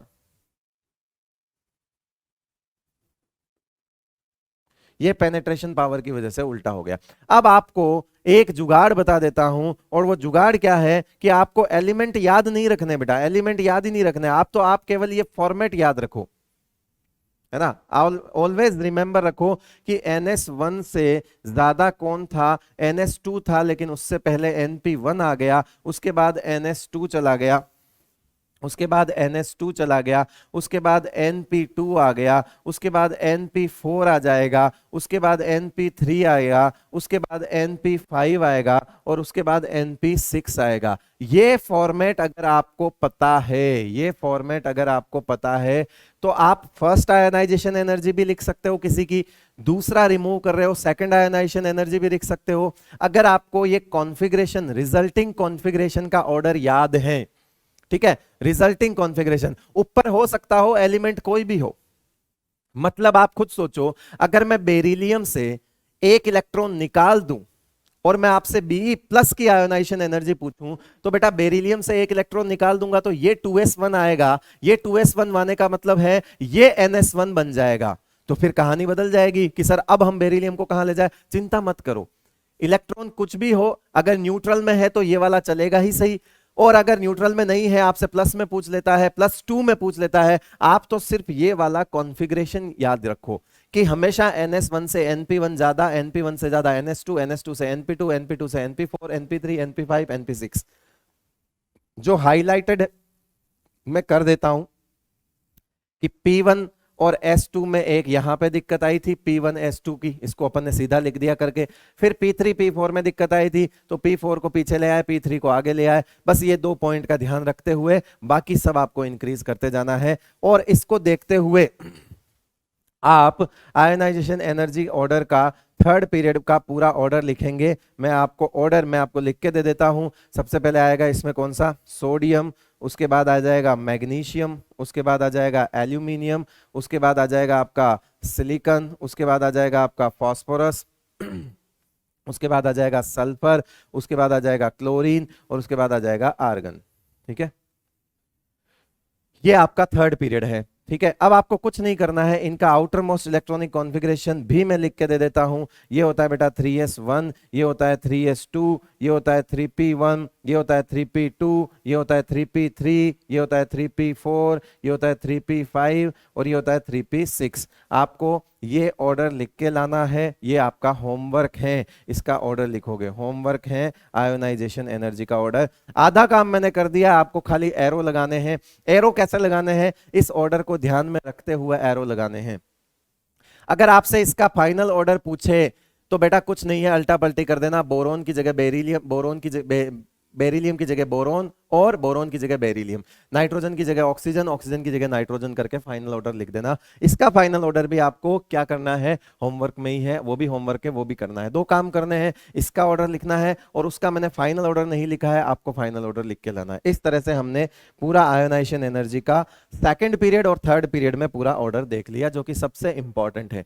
देखो, मैं बात कर रहा था सेकंड आयोनाइजेशन एनर्जी की, कि सेकंड आयोनाइजेशन एनर्जी होती क्या है ना।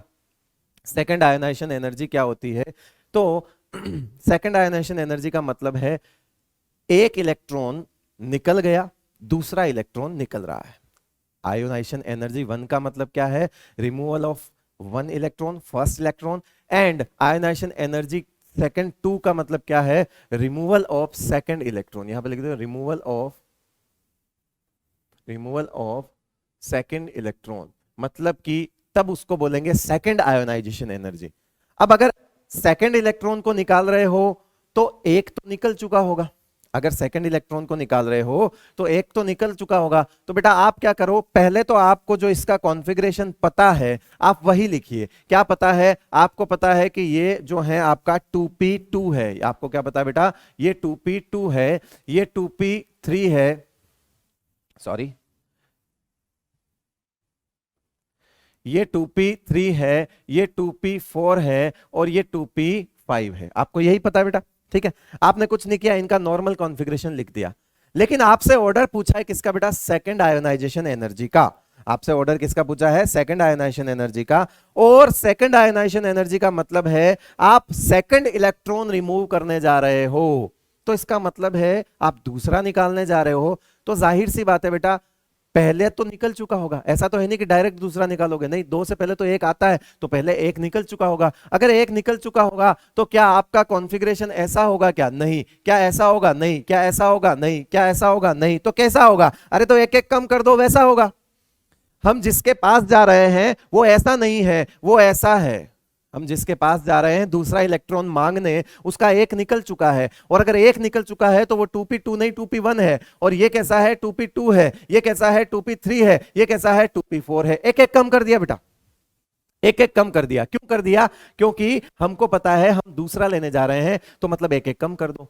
अब आपको एक चीज समझ आ गई, जो मैंने कहा था कि मेरे पास तो एक ही चीज है बेटा, NS1 से ज्यादा, NP1 से ज्यादा, NS2 से ज्यादा, NP2 से ज्यादा, NP4 से ज्यादा, NP3 से ज्यादा, NP5 और फिर NP6 होता है। मैंने कहा था कि चाहे दूसरी आईपी पूछे, चाहे तीसरी आईपी पूछे, ये ऑर्डर नहीं बदलेगा। मुझे नहीं पता एलिमेंट कौन से हैं, लेकिन मैंने कहा था ये ऑर्डर जो है ये रामबाण है, ये गलती नहीं करने देगा। हो सकता हो कि अभी बेरिलियम और बोरोन के बीच में पेनेट्रेशन लग रहा है, तो जरूरी नहीं है कि बेरिलियम और बोरोन के बीच में ही पेनेट्रेशन लगेगा। सेकंड आयोनाइजेशन एनर्जी में कहानी पलट सकती है। मेरे को तो इतना याद है NS2 और NP1 के बीच में पेनेट्रेशन लगेगा। मेरे को तो इतना पता है कि NP3 और NP4 के बीच में हाफ फील्ड लगेगा। अब हो सकता हो अब मेरे सामने जो है वो कहानी पलट जाए, तो जरा देखो क्या है आपके सामने रिजल्टिंग है बेटा। P1 से ज्यादा P2 होता है, ये देखो P1 से ज्यादा P2 होता है। बीच में NS2 आया नहीं, हमारे को समस्या नहीं आएगी पेनेट्रेशन वाले की। तो हम क्या लिख देंगे यहां पे, हमारा यहां पे क्या लिख देंगे, P1 से ज्यादा, 2P1 से ज्यादा क्या होगा, 2P2 होगा। यही होगा बेटा, 2P1 से ज्यादा क्या होगा, 2P2 होगा। उसके बाद देखो यहां पे है P3 P4, यहां पे क्या है, P3 P4। बेटा P3 P4 में P4 पीछे रह जाता है हाफ फील्ड की वजह से, तो यहां पहले क्या आ जाएगा, 2P4 आ जाएगा, उसके बाद क्या हो जाएगा, 2P3 हो जाएगा। अब आपको क्या करना है, अब आपने जो भी आपने ये सेट सही लिख दिया, अब आपने जब सेट सही लिख दिया तो कौन क्या है वो लिख दो, कौन क्या है वो लिख दो। तो बेटा 2p1 कौन सा था, कार्बन था। कार्बन से ज्यादा कौन सा हो गया, 2p2, मतलब ये नाइट्रोजन हो गया। और यहां पर 2p4 कौन था, फ्लोरीन था। और यहां पे क्या था, ऑक्सीजन हो गया। अब जरा आप देखो कि मैंने जो आपको समझाया वो बात आपको इस बात से समझ आ जाएगी कि यहां पे नाइट्रोजन और ऑक्सीजन के बीच में हाफ फील्ड फुल फील्ड नहीं लगा बेटा, यहां पे ऑक्सीजन और फ्लोरीन के बीच में हाफ फील्ड लग गया। यहां पे किसके बीच में लग गया, ऑक्सीजन और फ्लोरीन के बीच में। जबकि अगर आप न्यूट्रल स्टेट में जाके देखोगे तो किसके बीच में लग रहा है, नाइट्रोजन ऑक्सीजन, क्योंकि वहां पर P3 नाइट्रोजन है और P4 ऑक्सीजन है। लेकिन यहां कहानी बदल गई, यहां क्या हो गया कि एक एक इलेक्ट्रॉन निकालने के बाद P3 ऑक्सीजन हो गया और P4 फ्लोरीन हो गया। तो सिंपल सी बात है, जब ये P3 और ये P4 हो गया तो बेटा अब हाफ फील्ड यहां लगेगा। इसलिए मैं कह रहा हूं कॉन्फ़िगरेशन को ध्यान रखना, एलिमेंट्स याद मत कर लेना। हाँ, फर्स्ट आईपी के लिए एलिमेंट्स याद कर लिया, अच्छी बात है, लेकिन सेकंड आईपी में भी एलिमेंट्स याद करके बैठ जाओगे, ऐसे कितने याद करोगे बेटा, थर्ड में फिर ऑर्डर बदल जाएगा, थर्ड में फिर ऑर्डर बदल जाएगा। तो हमेशा कॉन्सेप्ट याद रखो, P1 से ज्यादा P2 P3 P4 then P3, ये वाला ऊपर वाला लिखा है पूरा। अब आता है सबसे इंपॉर्टेंट सवाल, सोडियम मैग्नीशियम एल्यूमिनियम सिलिकॉन। कुछ मत करो, एक बार आपको जो पता है वो रिजल्टिंग कॉन्फ़िगरेशन लिख दो, जैसा ऊपर लिखा बेटा। आपने लिख दिया इसका 3s1 लिख दिया, इसका लिख दिया आपने 3s2, इसका लिख दिया आपने 3p1, इसका लिख दिया आपने 3p2। अब हमको पता है हम सेकंड इलेक्ट्रॉन लेने जा रहे हैं बेटा, अगेन समझा देता हूं, सेकंड इलेक्ट्रॉन लेने जा रहे हैं तो जाहिर सी बात है ये ऐसा नहीं है, ये भी ऐसा नहीं है, ये भी ऐसा नहीं है और ये भी ऐसा नहीं है। ये कैसा हो जाएगा, आप खुद सोचो बेटा। 3s1 आता है किसके बाद, 3s1 आता है किसके बाद, 2p6 के बाद आता है। 3s1 किसके बाद आता है, 2p6 के बाद आता है। तो मतलब एक इलेक्ट्रॉन निकालने पर ये तो बेटा पीछे चला गया, 2p6 पीछे ही चला गया, इसकी शैली बदल गई, इसकी तो शैली बदल गई, मतलब एक इलेक्ट्रॉन निकालने से कमरा ही हट गया, इसकी शैली बदल गई। तो फिर ये तो अलग ही केस हो गया, अभी समझाऊंगा। क्या ये 3s1 हो जाएगा, एक कम करोगे, ये थोड़ा और पीछे आ जाएगा, 3s2 हो जाएगा, और ये आपका क्या हो जाएगा, 3p1 हो जाएगा। ठीक है, 2p6 मैक्सिमम हो जाएगा, फुलफिल्ड है, 2p6 मैक्सिमम है। एक तो फुलफिल्ड है, ऊपर से शेल भी छोटी है, एक तो फुलफिल्ड है, ऊपर से शेल भी छोटी है, तो ये तो मैक्सिमम हो जाएगा। अब अपन एक पीरियड की बात कर रहे हैं, फिलहाल n की वैल्यू नहीं बदल रही है, उसको तो मैक्सिमम कर दिया, ये तो क्या हो जाएगा बेटा आपका मैक्सिमम हो जाएगा, 2p6 तो मैक्सिमम हो जाएगा। अब इसमें बात कर लेते हैं S1 S2 और P1 में क्या कहानी है। S1 से ज्यादा S2 फिर P1, मतलब S1 के बाद P1 आएगा, S1 के बाद 3S1 के बाद 3p1 आएगा और उसके बाद 3s2 आएगा और मैक्सिमम 2p6 आएगा फुलफिल्ड। फुलफिल्ड है प्लस सेकंड शेल है, फुलफिल्ड है प्लस सेकंड शेल है, तो ये तो मैक्सिमम हो जाएगा, ये क्या हो जाएगा मैक्सिमम, मैक्सिमम हो गया। अब देखो जरा कि हम इसका नाम दे सकते हैं क्या, कि सर आपने बताया था कि अब देख लो कौन एलिमेंट है। देखो बेटा 3s1 पे कौन है, मैग्नीशियम है, उसके बाद 3s2 पे कौन है, एल्यूमिनियम, सॉरी 3s2 पहले नहीं आएगा, ठीक है, 3p1 है, 3p1 है, 3p1 पे कौन है, सिलिकॉन है, 3s2 पर कौन है, एल्यूमिनियम है, और फिर वहां कौन था 2p6 पे सोडियम था। ये लो, ये आपका ऑर्डर बन गया, मैग्नीशियम के बाद सिलिकॉन, सिलिकॉन के बाद एल्यूमिनियम एंड देन आपका आएगा सोडियम। क्या ऐसा, अब देखो आप पेनेट्रेशन किस में लगा बेटा, सिलिकॉन एंड एल्यूमिनियम में, पेनेट्रेशन किस में लगा, सिलिकॉन एंड एल्यूमिनियम में। लेकिन अगर हम न्यूट्रल की बात करें तो न्यूट्रल में किस में लगेगा, मैग्नीशियम और एल्यूमिनियम में लगेगा, न्यूट्रल में किस में लगेगा, मैग्नीशियम और एल्यूमिनियम में लगेगा। अगर एक एक इलेक्ट्रॉन निकल जाएगा तो शिफ्ट हो जाएगा बेटा आगे की तरफ, आगे की तरफ शिफ्ट हो जाएगा। तो यहां पे आपको समझ आ गई होगी मेरी बात, मैं जो समझाना चाह रहा था कि क्यों एलिमेंट्स को याद करना जरूरी नहीं है, उनके कॉन्फ़िगरेशंस को ध्यान रखना जरूरी है, ताकि आपसे सेकंड आईपी पूछे या थर्ड आईपी पूछे आप कैसा भी कर सकते हो। जब जब भी सेकंड आईपी पूछे, वैसे थर्ड तक बात नहीं जाती बेटा, सेकंड आईपी भी बहुत मुश्किल से पूछी जाती है। जनरली आयोनाइजेशन एनर्जी के आगे अगर कुछ नहीं लिखा हो तो दैट मीन्स वो फर्स्ट ही पूछ रहा है, ठीक है, सिंपल पूछ रहा है, give the correct order of ionization energy in following, तो फिर आपको सेकंड सोचनी नहीं है, कुछ नहीं लिखा है मतलब वो अपने आप में पहली आईपी की ही बात कर रहा है, ठीक है। सेकंड आयोनाइजेशन एनर्जी पूछेगा तो बेटा वो बोलेगा कि सेकंड आयोनाइजेशन एनर्जी का ऑर्डर लिखो, ठीक है। फिर आता है ionization energy of isoelectronic species, चलिए ये भी देख लेते हैं, ionization energy of isoelectronic species क्या कहता है। देखो बेटा आइसो इलेक्ट्रॉनिक मैंने कल बताया था, same number of electron, same number of electron, यही बताया था बेटा, same number of electron, ionization energy ऐसी होती है, सेम नंबर ऑफ इलेक्ट्रॉन। कुछ आयोनाइजेशन एनर्जी में मैंने बताया था कि मैंने ये वाला एग्जांपल लिया था, वापस यही लेते हैं, n-3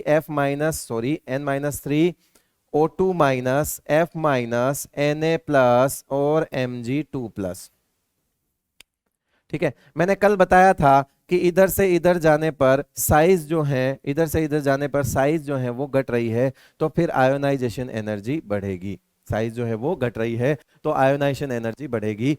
अब यहां पर आयोनाइजेशन एनर्जी और साइज जो है वो अलग अलग हैं, इनवर्सली रिलेटेड हैं, तो वहां पे मेरा जुगाड़ था, वहां पे मेरा जुगाड़ था, साइज में जुगाड़ था बेटा, आयोनाइजेशन एनर्जी का जुगाड़ लिख रहा हूं, ionization energy is positive charge is divide by negative charge, मतलब कि सॉरी इनवर्सली रिलेटेड होता है माइनस के और पॉजिटिव के। तो आप जाके साइज वाला ऑर्डर देखना, मैंने यहां जब साइज लिखा है तो फिर ऊपर माइनस लिख के नीचे प्लस लिखा है। मैंने ये बताया है कि प्लस वाला छोटा, ज्यादा प्लस वाला ज्यादा छोटा, लेकिन क्योंकि साइज और आयोनाइजेशन एनर्जी तो है ही उल्टे, साइज और आयोनाइजेशन एनर्जी तो है ही उल्टे, तो फिर आयोनाइजेशन एनर्जी के केस में वो वाली चीज पलट दो उसी जुगाड़ में, प्लस ऊपर कर दो माइनस नीचे कर दो, जो कि साइज में उल्टा था, साइज में माइनस ऊपर था प्लस नीचे था, ठीक है। अब क्या होगा, प्लस वाला की आयोनाइजेशन एनर्जी ज्यादा होगी, अब ज्यादा प्लस है तो ज्यादा हो जाएगी, और ये लो माइनस वाले की कम, जितना माइनस उतनी कम, ये आयोनाइजेशन एनर्जी होगी।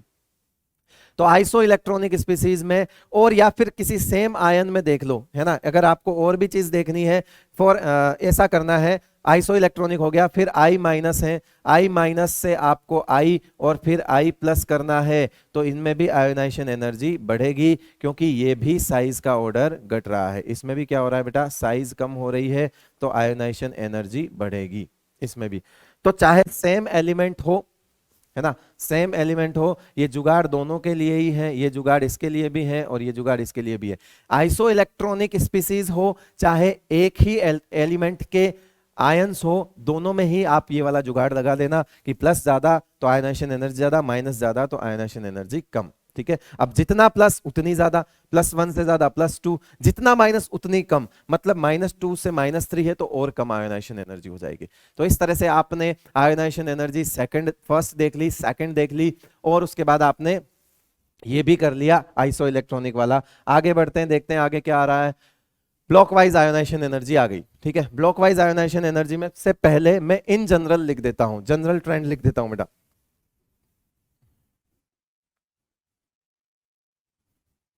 जनरल ट्रेंड क्या कहता है,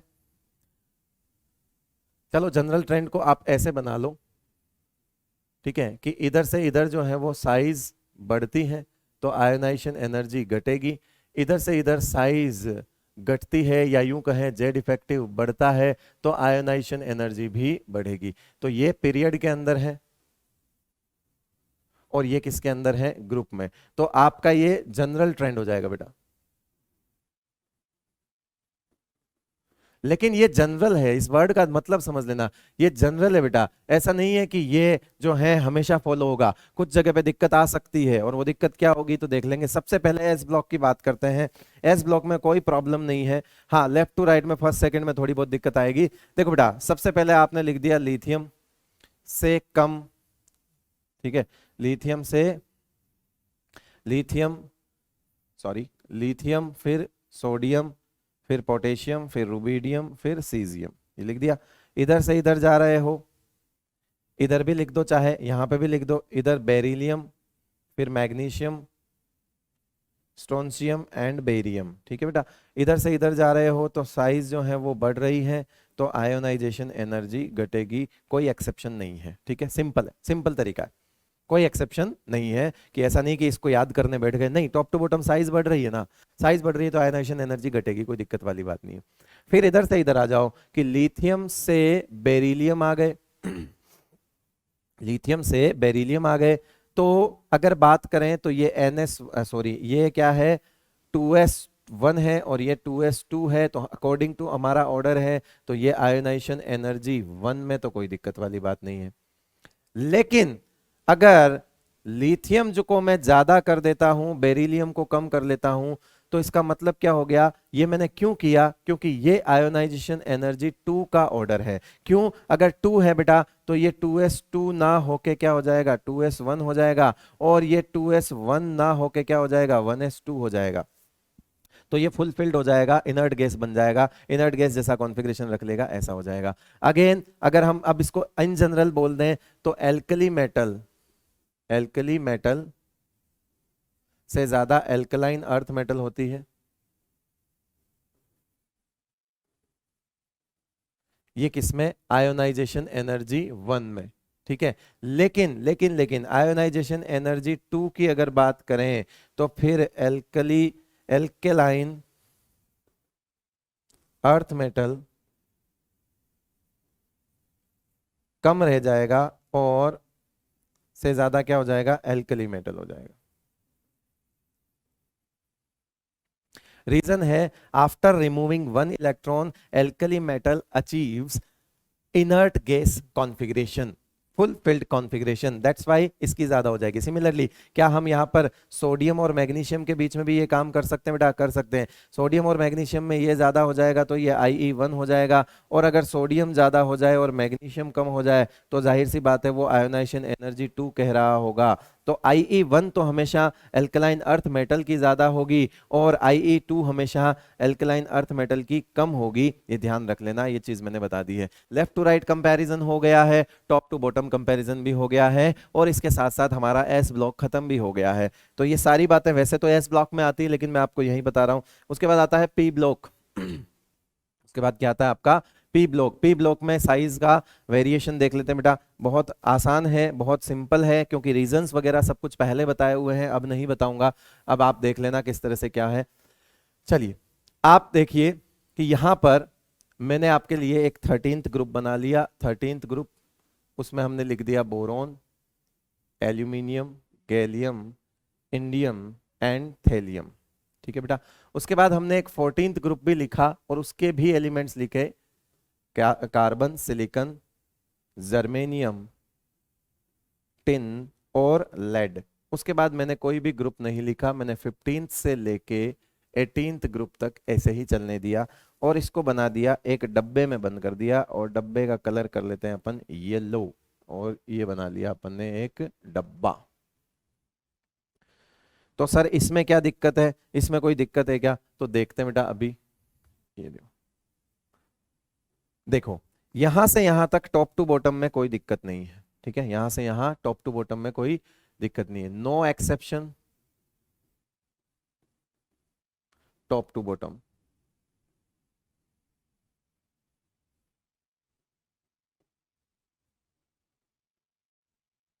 लेफ्ट टू राइट क्या एक्सेप्शन है? तो बेटा वो तो बता दिया, P3 P4 पूरा आपको सेकंड पीरियड थर्ड पीरियड लिख के बता दिया। लेफ्ट टू राइट की बात नहीं कर रहा हूं मैं यहाँ टॉप टू बॉटम की बात कर रहा हूं। टॉप टू बॉटम में जब ग्रुप 13th और ग्रुप 14th की बात की तो कल मैंने कहा था कि इसकी साइज में लोचा है, साइज में लोचा है। इसका मतलब है कि यहां से बोरोन से एल्यूमिनियम तो घटनी चाहिए, नॉर्मल है, लेकिन एल्यूमिनियम से गैलियम जो है आयोनाइजेशन एनर्जी वापस बढ़ गई, गैलियम से इंडियम वापस नॉर्मल है घट गई, लेकिन इंडियम से थेलियम वापस बढ़ गई, इंडियम से थेलियम वापस बढ़ गई। ऐसा क्यों हुआ, ऐसा क्यों हुआ?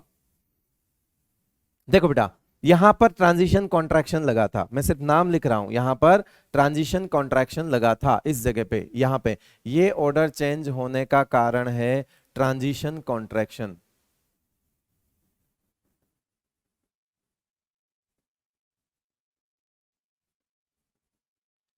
ट्रांजिशन कॉन्ट्रैक्शन, कॉन्ट्रैक्शन है मतलब साइज जो है वो कम हुई होगी, इसका मतलब है आयोनाइजेशन एनर्जी बढ़ेगी। कॉन्ट्रैक्शन हो गया, साइज में कॉन्ट्रैक्शन हो गया तो आउटर मोस्ट इलेक्ट्रॉन पास आ गया होगा, और आउटर मोस्ट इलेक्ट्रॉन अगर पास आ गया तो उसको रिमूव करने के लिए आपको एनर्जी ज्यादा देनी पड़ेगी। आपने एनर्जी ज्यादा दी इसलिए आपने लिख दिया गैलियम की आयोनाइजेशन एनर्जी जो है वो ज्यादा होती है।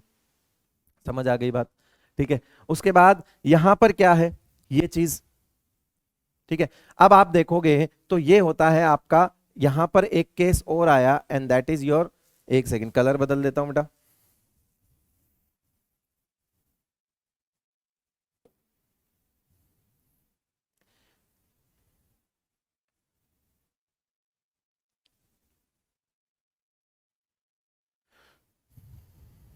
ये आपका होता है बेटा 81, ये कितना होता है आपका 81, ये होता है आपका कितना अगर गैलियम से पहले जिंक आता है 30, 30 के बाद आता है 48, 48, तो ये आपका होता है बेटा 49, ये क्या होता है 49, और ये आपका होता है क्या 81, इसका एटॉमिक नंबर कितना होता है 81।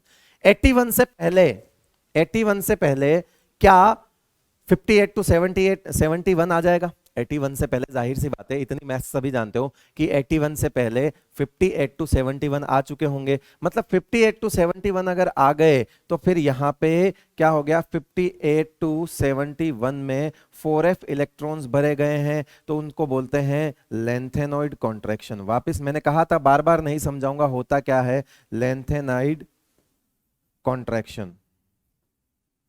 आप खुद सोचो बेटा, लेंथेनाइड कॉन्ट्रैक्शन यहां तक जिंदा है, चला था 72 से, 72 मतलब हॉफनियम की साइज में गड़बड़ करी थी, वहां से लेके ये 72 से चल रहा है 81 तक आ गया। और मजे की बात तो ये है कि ये यहां पर भी एप्लीकेबल है, मतलब इन दोनों में ही लेंथेनॉइड कॉन्ट्रैक्शन लग रहा है। दोनों का रीजन सेम है बेटा, इसका रीजन भी लेंथेनॉइड कॉन्ट्रैक्शन ही है।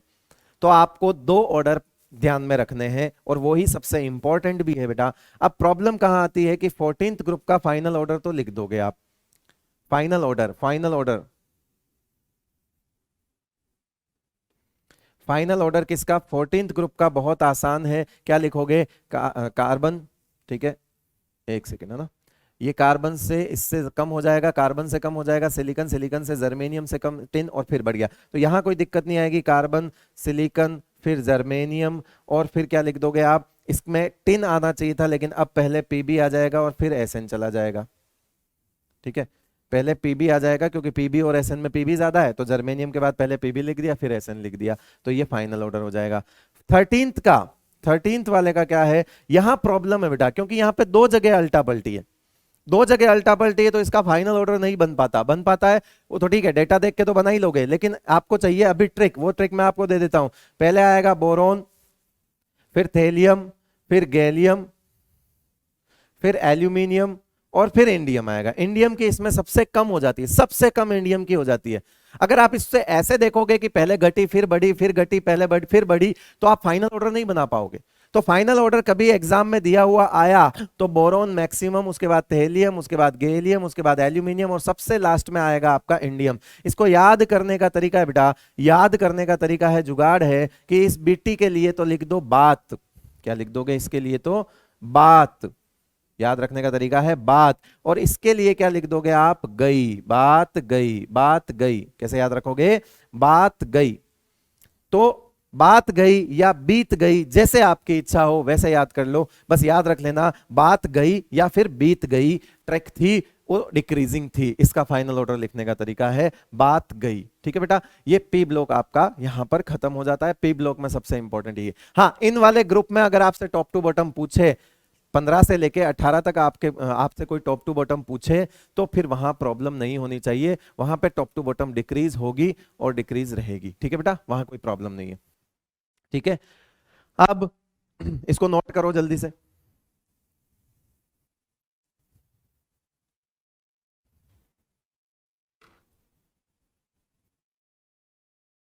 हाँ भाई लिख लिया? बढ़े आगे? चलो चलो अब आगे बढ़ते हैं और आगे देखते हैं क्या है। पी ब्लॉक कर दिया, एस ब्लॉक कर दिया, फिर आती है applications of ionization energy. D and f block की आयोनाइजेशन एनर्जी मैंने नहीं करवाई है, बहुत ज्यादा इरेगुलर वेरिएशंस होते हैं इसलिए नहीं करवाई है ना, एग्जाम पॉइंट ऑफ व्यू से बिल्कुल भी इंपॉर्टेंट नहीं है। एस ब्लॉक पी ब्लॉक ज्यादा इंपॉर्टेंट है, वो मैंने करवा दिया। उसके बाद हम एप्लीकेशंस ऑफ आयोनाइजेशन एनर्जी पे आते हैं। मेटालिक करेक्टर भी हम आयोनाइजेशन एनर्जी से डिसाइड करते हैं मेटल्स का। Stability of lower and higher oxidation state को भी हम देखेंगे, और वैलेंस शेल इलेक्ट्रॉन को हम कैसे पॉसिबल ऑक्सीडेशन स्टेट, ये सब कैसे क्या करते हैं ये भी हम देखेंगे। जी, सबसे पहले बात आती है मेटालिक करेक्टर की। सबसे पहले किसकी बात आती है? मेटालिक करेक्टर की।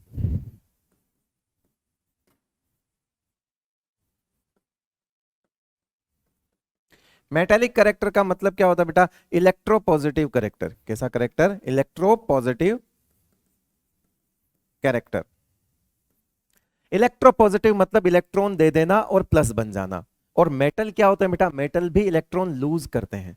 इलेक्ट्रॉन क्या करते हैं? इलेक्ट्रॉन लूज करते हैं, इलेक्ट्रॉन डोनेट करते हैं और प्लस बनते हैं। आयोनाइजेशन एनर्जी भी यही तो है बेटा, कि आप जितना जल्दी इलेक्ट्रॉन निकाल दोगे उतना जल्दी प्लस बन जाएगा। मतलब किसी की आयोनाइजेशन एनर्जी अगर कम है तो मतलब वो इजीली इलेक्ट्रॉन दे देगा। किसी की आयोनाइजेशन एनर्जी अगर कम है तो मतलब वो इजीली इलेक्ट्रॉन दे देगा, और अगर वो इजीली इलेक्ट्रॉन दे देगा तो मतलब वो अच्छा मेटल है। तो अगर मैं बात करूं इसकी, तो हम क्या लिख सकते हैं कि metallic character is inversely related to ionization energy. मतलब जिसकी आयोनाइजेशन एनर्जी जितनी कम है उसका मेटालिक कैरेक्टर उतना ही ज्यादा होगा। यानी कि अगर lithium, sodium, potassium, rubidium, caesium की बात करें तो इधर से इधर जाने पर आयोनाइजेशन एनर्जी कम हो रही है, तो मेटालिक कैरेक्टर बढ़ रहा है। मेटालिक कैरेक्टर बढ़ रहा है इधर से इधर जाने पर, इसीलिए ये इलेक्ट्रोपॉजिटिव कैरेक्टर भी बढ़ रहा है। मतलब सीजियम बहुत जल्दी इलेक्ट्रॉन दे देगा। That's why caesium is used in photo electric sales. जो फोटो इलेक्ट्रिक सेल्स होते हैं उसमें सीजियम का यूज किया जाता है। रीजन ये है, यहां से वो चीज समझ आती है बेटा कि इसकी आयोनाइजेशन एनर्जी कम है। उसके बाद आता है stability of lower and higher oxidation state. बहुत छोटे छोटे से टॉपिक है ना। Stability of lower and higher oxidation state, ये मैंने 1 नंबर दे दिया। अब मैं दूसरे पर आ जाता हूं। Stability, stability of lower oxidation state, that is your LOS, and higher oxidation state. ठीक है, ये कैसे डिसाइड करेंगे? दूसरा पॉइंट है हमारा। देखो, अगर अगर delta IP, delta ionization energy, ठीक है, delta ionization energy is greater than 16, greater than, equal और ग्रेटर देन 16 इलेक्ट्रॉन वोल्ट। अगर ये 16 इलेक्ट्रॉन वोल्ट से डेल्टा आयोनाइजेशन एनर्जी ज्यादा है, then lower oxidation state will be more stable. अब ये कैसे समझ आया? देखो बेटा, अगर कोई एक एलिमेंट है M, ठीक है, M+ है 1, और अगर यहां पे M+2 पे आ गया और इससे जो ये आयोनाइजेशन एनर्जी है ना, ये इसकी आयोनाइजेशन एनर्जी यहाँ पर जो भी होगा ये आयोनाइजेशन एनर्जी 1 होगी, जो भी इसको दिया होगा ये IE1 होगा और ये IE2 होगा जब 2 इलेक्ट्रॉन निकाल दिए होंगे। अब यहाँ पर मान लीजिए वैल्यू कितनी आ रही है, यहाँ पे आ रही है मान लीजिए 25 इलेक्ट्रॉन वोल्ट आ रहा है।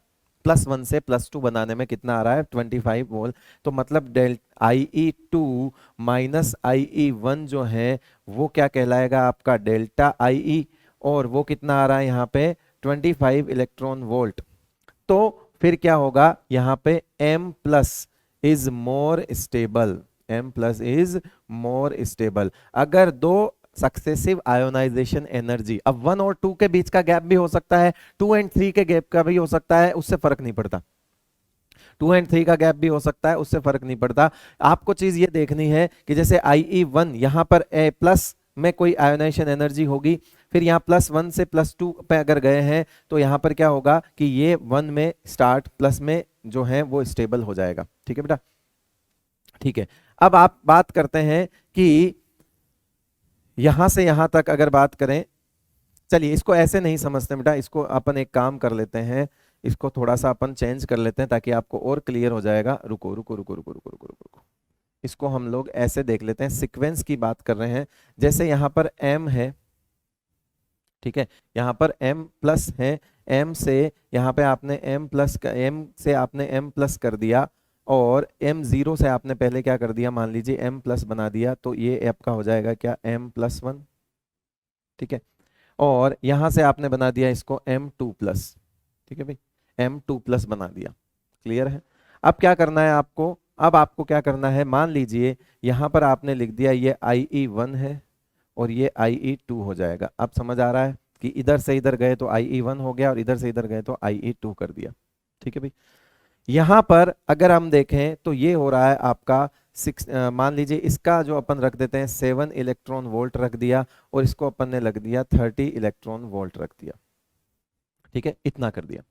अब आप देखोगे, अब आपको क्लियर हो जाएगा क्योंकि वो पहले मैंने डायरेक्ट बना दिया था, कोई दिक्कत वाली बात नहीं है। अब आप देखो IE1 minus IE2, IE2 minus IE1, ये कितना हो रहा है आपका 30 माइनस 7, 30 माइनस 7 कितना हो जाएगा 23 electron volt, which is more than 16 electron volt, है ना, which is more than delta IE। Delta IE अगर इसको बोलेंगे तो ये किससे से ज्यादा हो रहा है, 16 इलेक्ट्रॉन वोल्ट से ज्यादा हो रहा है। तो फिर ये क्या करेगा, लोअर ऑक्सीडेशन स्टेट में ज्यादा रहेगा, मतलब M+1 is more stable then M2 plus, M+1 is more stable then M2 plus. क्योंकि आयनाइजेशन एनर्जी, दो सक्सेसिव आयनाइजेशन एनर्जी का आपने डिफरेंस निकाला, देखा आपने कि यहां पर ये 23 इलेक्ट्रॉन वोल्ट आ रहा है, तो ये +1 से ज्यादा +1 ज्यादा स्टेबल हो जाएगा +2 से, मतलब 1 से 2 में जाने पर आपको ज्यादा एनर्जी देनी पड़ रही है। कितनी ज्यादा देनी पड़ रही है आप पहले वाले से निकाल लीजिए, पहले वाले से निकाल लीजिए, ऐसे समझ आ जाएगा। ये A वाला केस हो गया। सेकंड केस देख लेते हैं अपन, इसमें सेकंड केस देख लेते हैं बेटा, और इसमें लिख देते हैं अपन if delta IE is less than, delta IE is less than 11 electron volt. ठीक है, तो क्या होगा, तो इस केस में लिख देते हैं then higher oxidation state will be more stable. कैसे समझते हैं बेटा इसको, देखो सबसे पहली बात हम वही चीज वापस कर देते हैं। अगर यहाँ M से मैंने M प्लस बनाया, 1 बनाया, और फिर मैंने यहाँ पे M2 प्लस बनाया, इस बार मैंने देखा कि मुझे यहाँ पर सिर्फ क्या बोलते हैं 5 इलेक्ट्रॉन वोल्ट देना पड़ा और यहाँ मुझे 15 इलेक्ट्रॉन वोल्ट देना पड़ा। तो बताओ मुझे IE2 माइनस IE1 कितना हो जाएगा, तो ये हो जाएगा आपका 15 माइनस 5 कितना 10 इलेक्ट्रॉन वोल्ट, जो कि क्या है डेल्टा IE जो है वो आपका ये डेल्टा IE कहलाएगा। अगर डेल्टा IE आपका 11 इलेक्ट्रॉन वोल्ट या उससे कम है, ठीक है, तो फिर कौन सी हाई, इसलिए क्या बोल दिया मैंने, हायर ऑक्सीडेशन स्टेट जो है वो ज्यादा स्टेबल होगी, विल बी मोर स्टेबल। तो बताओ जरा इसमें क्या लिख दूं अब, क्या मैं M2 प्लस को ज्यादा स्टेबल मान लूं किससे, M+1 से। ये रहा यहाँ पे इस तरह से चीज है। ठीक है बेटा, ये IE1 हो जाएगा आपका और ये IE2 हो जाएगा। इतना तो समझ ही आ गया। ठीक है भाई, समझ में आ गया। इसलिए कहते हैं कि ये मैग्नीशियम प्लस 2 जो है वो ज्यादा स्टेबल होता है मैग्नीशियम प्लस 1 से, और वहां पर सोडियम प्लस 1 ज्यादा स्टेबल होता है सोडियम प्लस 2 से, है ना। लेकिन हाँ ठीक है, अब आप समझ तो गए ही हैं, तो ये बी वाला केस हो गया। चलो आगे आते हैं, और कौन सा हमारा बच रहा है, to find valence shell electron and possible oxidation state. इसके लिए हमने आगे एक सवाल लिया है, तीसरे वाले पार्ट को समझने के लिए हमने एक सवाल ले लिया है, और उसी सवाल से तीसरा वाला पार्ट हम क्लियर कर लेंगे। ठीक है, देखिए मान लो आपको कोई सक्सेसिव आईपी दी हुई है किसी एलिमेंट की, किसी भी एलिमेंट की आपको सक्सेसिव आईपी दी हुई है। इस तरह के सवाल आपसे बहुत देखे होंगे और आपसे पूछे भी जाते हैं। बहुत आसान है बेटा, जब कभी भी आपको लार्जेस्ट जंप दिखे, जब कभी भी आपको लार्जेस्ट जंप दिखे, वही लार्जेस्ट जंप जो है वो आपको बता देगा कि उसमें वैलेंस इलेक्ट्रॉन कितने हैं। आप देखिए 165 से 195, डिफरेंस जितना भी होगा, समझ आ रहा है कितना डिफरेंस है, करीब 30 का डिफरेंस है। फिर 195 से 556, ये लार्जेस्ट जंप है, यहां पे लार्जेस्ट जंप है, largest jump in ionization energy, क्योंकि 556 से 595 फिर से 30 का ही हुआ, लेकिन ये 195 से 556 जो है वो लार्जेस्ट जंप है। तो वैलेंस इलेक्ट्रॉन क्या देखना है आपको, valence electron, number of valence electron, number of valence electron is equals to, बेटा देख लेना, number of valence electron is equals to total number of ionization energy, total number of ionization energy values before largest jump. अगर largest jump से पहले कितनी ionisation energy दी हुई है, वही उसके नंबर ऑफ वैलेंस इलेक्ट्रॉन हो जाएंगे। देखो यहां हमारा लार्जेस्ट जंप है 195 से 556, इससे पहले कितनी आई दी हुई है 2, कितनी आयोनाइजेशन एनर्जी दी हुई है, 2 आयोनाइजेशन एनर्जी दी हुई है। तो इस केस में वैलेंस इलेक्ट्रॉन कितने हो जाएंगे, वैलेंस इलेक्ट्रॉन हो जाएंगे आपके 2, यानी कि इसकी possible oxidation state, possible oxidation state कितनी हो जाएगी बेटा, पॉसिबल ऑक्सीडेशन स्टेट हो जाएगी कितनी, +2। अगर 2 इलेक्ट्रॉन दे रहा है, इजीली दे रहा है, इसका मतलब क्या है कि 2 इलेक्ट्रॉन आप आसानी से निकाल सकते हो। 2 निकालने के बाद जब आपने तीसरा इलेक्ट्रॉन निकाला तो इसने बहुत ज्यादा एनर्जी मांगी, निकल तो गया, लेकिन वो नेचर के खिलाफ काम हो गया कि वो देना नहीं चाहता, आपने बहुत ज्यादा एनर्जी दी है। मतलब आपसे पूछे कि इसका मन क्या है, ये कितने इलेक्ट्रॉन दे के खुश रहना चाहता है, तो आपको ये वैल्यूज देख के समझ आ जाएगी कि सर ये 2 देना चाहता है, क्योंकि तीसरे में तो इसने बहुत एनर्जी मांग ली, आगे तो और भी ज्यादा मांग रहा है। तो आपको देखना है लार्जेस्ट जंप से पहले कितनी आईपी है, वही उसके वैलेंस इलेक्ट्रॉन है। इसका मतलब है कि वैलेंस इलेक्ट्रॉन मतलब आउटर मोस्ट इलेक्ट्रॉन हो गए। इसका मतलब है कि ये जो भी एलिमेंट है, सपोज कोई भी एक्स एलिमेंट है, इसमें 2 इलेक्ट्रॉन वैलेंस शेल में है, इसमें 2 इलेक्ट्रॉन वैलेंस शेल में है। लार्जेस्ट जंप आपको देखना है तो 2 इलेक्ट्रॉन आपको वैलेंस शेल में दिख गए। 2 इलेक्ट्रॉन वैलेंस शेल में किसके होते हैं बेटा, एल्कलाइन अर्थ मेटल्स के होते हैं। किसके होते हैं, एल्कलाइन अर्थ मेटल से, beryllium, magnesium, calcium, strontium, barium, इनके +2 NS2 होता है। मतलब उससे इसमें देखोगे आप तो वैलेंस शेल में इनके 2 इलेक्ट्रॉन होते हैं। तो आपसे ऐसा भी पूछ सकता है कि ये कौन सा एलिमेंट हो सकता है, तो आपको वहां से भी सोचना है कि +2 मतलब 2 वैलेंस इलेक्ट्रॉन, 2 वैलेंस इलेक्ट्रॉन किसके होते हैं, तो एल्कलाइन अर्थ मेटल। तो आप ये बोल दो कि ये एल्कलाइन अर्थ मेटल हो सकता है। ऐसे सवाल भी पूछे जा सकते हैं। फिलहाल पॉसिबल ऑक्सीडेशन स्टेट +2 हो गई। अब आपको पता चल गया कि ये मान लो कोई भी एक एलिमेंट है, M है, सपोज ये क्या है, M है, तो मतलब ये क्या बनेगा, M+2 बनेगा।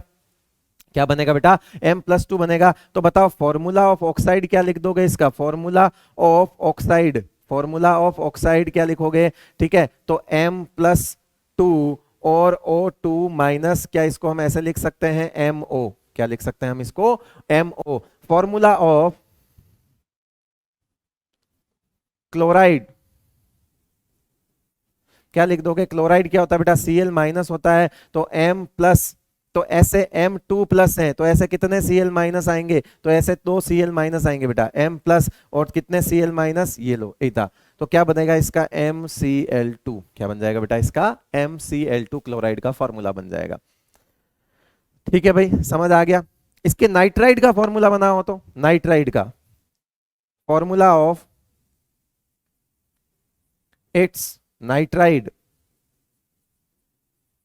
नाइट्राइड होता है बेटा N के ऊपर 3 माइनस, तो बेटा ध्यान रखना ये M2 प्लस लिखो, फिर N के ऊपर 3 माइनस लिखो। जब ये चार्ज अलग अलग दिख जाए तो इसका इसके पैरों में चिपका दो और इसका इसके चिपकों में पैरा दो, मतलब इसके पैरों में चिपका दो, मतलब क्या हो जाएगा, ये M3N2 हो जाएगा। कैसा हो जाएगा, ये M3N2 इसका फॉर्मूला हो जाएगा नाइट्राइड का। है ना, छोटी क्लासों में सीखा हुआ है आपने। कितने तरह के सवाल कर लिए, जब ऐसी वैल्यू दी हुई तो आपसे वैलेंस इलेक्ट्रॉन पूछ लिया, वो भी कर लिया, पॉसिबल ऑक्सीडेशन स्टेट दिया हुआ है वो भी पूछ लिया, ऑक्साइड क्लोराइड या इसके अलावा बेटा सल्फेट कार्बोनेट, आपको पता होना चाहिए कि एनायन के ऊपर चार्ज कितना है, अकॉर्डिंगली आप चार्ज को सेटिस्फाई करिए और आप किसी का भी फॉर्मूला लिख सकते हैं। चलें आगे, हाँ सवाल पर आते हैं।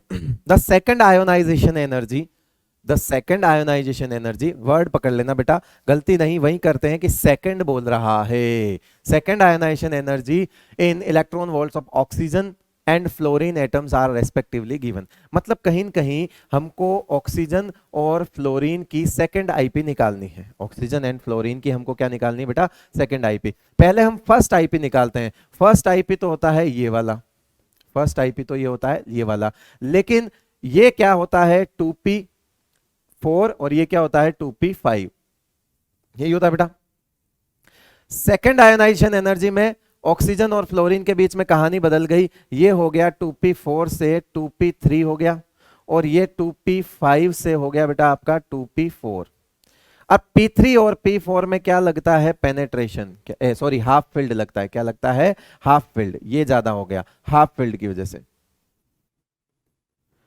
ठीक है, अब आपको रेस्पेक्टिवली पूछा है, तो पहले पूछा है ऑक्सीजन और फिर पूछा है फ्लोरीन और पूछा कौन सा है, सेकंड। मतलब हमको ये वाला ध्यान रखना है, ये वाला ध्यान रखना है, इसके अकॉर्डिंग आंसर देना है। पहले क्या है, ऑक्सीजन, ऑक्सीजन की होनी चाहिए ज्यादा। अब आपको ऐसा कॉम्बिनेशन ढूंढना है जिसमें पहली वैल्यू ज्यादा हो और दूसरी वैल्यू कम हो। 35 38 कट गया, 38 38 बराबर हो नहीं सकती, ऑक्सीजन ज्यादा चाहिए।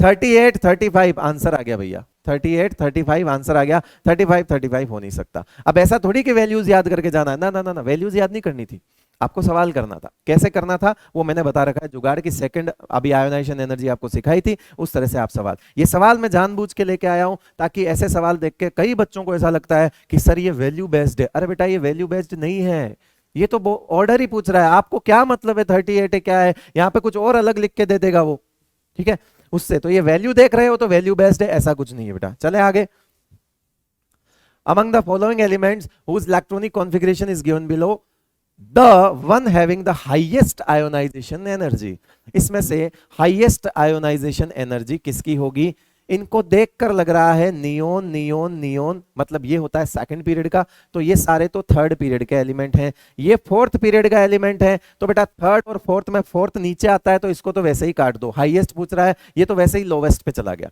ये तो वैसे भी लोवेस्ट पे चला गया। अब बचती कहानी है P3 P4 P5, तो बेटा P3 P4 और P3 में P3 ज्यादा होता है और P5 सबसे ज्यादा होता है।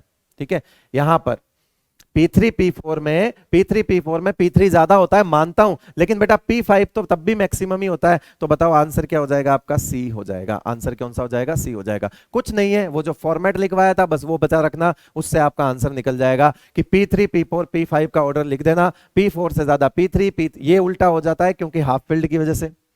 ठीक है, हाफ फील्ड की वजह से होता है। अब मैं आपको इसका ऑर्डर अगर पूछूं, अगर आपसे ऑर्डर पूछूं तो बताओ ऑर्डर क्या होगा इसका, इसका ऑर्डर क्या होगा बेटा, सबसे कम तो हो जाएगा आपका डी, सब उससे ज्यादा कौन हो जाएगा, उससे ज्यादा हो जाएगा आपका बी, उससे ज्यादा ए और उससे भी ज्यादा क्या, सी। ये आपका ऑर्डर भी, अगर लिखना चाहो तो आप ऑर्डर भी लिख सकते हो। इस सवाल का ऑर्डर भी लिख के दे दिया, आपसे पूछा जाए चारों ऑप्शन के ऑर्डर बताओ तो भी लिख दिया। चलिए आगे देखो, एक सवाल जो मैं आपको वहां पर सिर्फ बोल के बता रहा था वैसा सवाल मैंने लिया है। कितनी आईपी दी हुई है, 1 2 3 4 एंड 5 दी हुई है। किस क्या क्या दी हुई है बेटा, 7.1 दिया हुआ है, 14.3 दिया हुआ है, 34.5 दिया हुआ है, 46.8 दिया हुआ है एंड 162.2 दिया हुआ है। आपको क्या ढूंढना है, लार्जेस्ट जंप ढूंढना है। आपको क्या ढूंढना है, लार्जेस्ट जंप ढूंढना है। मुझे लार्जेस्ट जंप दिख रहा है बेटा 46 से 162। लार्जेस्ट जंप कहां दिख रहा है, 46 से 162, ये वाला ये लार्जेस्ट जंप है, ये लार्जेस्ट जंप है। लार्जेस्ट जंप से पहले कितनी आईपी है, वही उसके वैलेंस शेल होंगे। तो 1 2 3 और ये रहा 4, 4 आयोनाइजेशन एनर्जी पहले हो गई है, उसके बाद जो है आपका लार्जेस्ट जंप है, तो largest jump after 4 ionization energy, 4 ionization energy, that's why valence electron is equals to 4। अब 4 वैलेंस इलेक्ट्रॉन कौन से ग्रुप में होते हैं? 4 वैलेंस इलेक्ट्रॉन होते हैं कौन सी वाली फैमिली में? कार्बन वाली फैमिली में, कार्बन फैमिली। कार्बन फैमिली में NH2 होता है बेटा, कार्बन फैमिली में क्या होता है? NH2 होता है। 4 वैलेंस इलेक्ट्रॉन, 4 वैलेंस इलेक्ट्रॉन होते हैं इनमें, तो कार्बन फैमिली वाला आंसर बोलो, वो लिख दो आप सिलिकॉन। ये हो गया आपका आंसर। इसने पूछा है ये कौन सा एलिमेंट हो सकता है, तो आपने वैलेंस इलेक्ट्रॉन निकाल दिया, लार्जेस्ट जंप देख के आपने वैलेंस इलेक्ट्रॉन निकाल दिया, आपके 4 आए, आपको पता चला कार्बन फैमिली में वैलेंस इलेक्ट्रॉन 4 होते हैं, इसलिए आपने आंसर कार्बन फैमिली का कोई भी एलिमेंट ढूंढ के टिक कर दिया, and that is your silicon. ठीक है भाई, चलिए बहुत बहुत शुक्रिया। आई होप आयोनाइजेशन एनर्जी का चैप्टर जो आपका टॉपिक है वो आपका क्लियर हो गया होगा। बहुत प्रैक्टिस करिएगा बेटा, है ना। मैं ये कह रहा हूं कि हमारा पढ़ाने का काम है, हम पढ़ाते हैं, ठीक है। हमारी मेहनत होती है बेटा एक बार चीजों को बताने की, वो हम पूरा जोर लगा के बताते हैं, लेकिन आपकी मेहनत जो है, सेल्फ स्टडी जो है, वो बहुत ज्यादा जरूरी होती है। ऐसा नहीं कि आप लेक्चर देख लोगे तो सारे सवाल कर लोगे, नहीं, जब तक कि खुद प्रैक्टिस नहीं करोगे आप कुछ नहीं कर पाओगे, चाहे सामने भगवान ही आके क्यों ना पढ़ा दे। ठीक है बेटा, तो इस तरह से कभी भी सिर्फ और सिर्फ ये सुन लेना कि भैया सर ने पढ़ा दिया है तो अपना आयोनाइजेशन एनर्जी खत्म हो गया, नहीं नहीं, सर का आयोनाइजेशन एनर्जी खत्म हो गया बेटा आज में, लेकिन आपको अभी इस पर बहुत मेहनत करनी है, खूब तरह के सवाल करने हैं। हो सकता हो कुछ ट्रिकी क्वेश्चंस हो जो मैंने डायरेक्ट क्लास में सारी चीजें तो नहीं बता पाता हूं, लेकिन आपको दिमाग लगा के वो चीजें भी करनी है। तो बहुत प्रैक्टिस करिए, जितना प्रैक्टिस करोगे, जितना तपोगे, उतना निखरोगे बेटा। चलिए चलिए, बहुत बहुत शुक्रिया आपका, थैंक यू सो मच।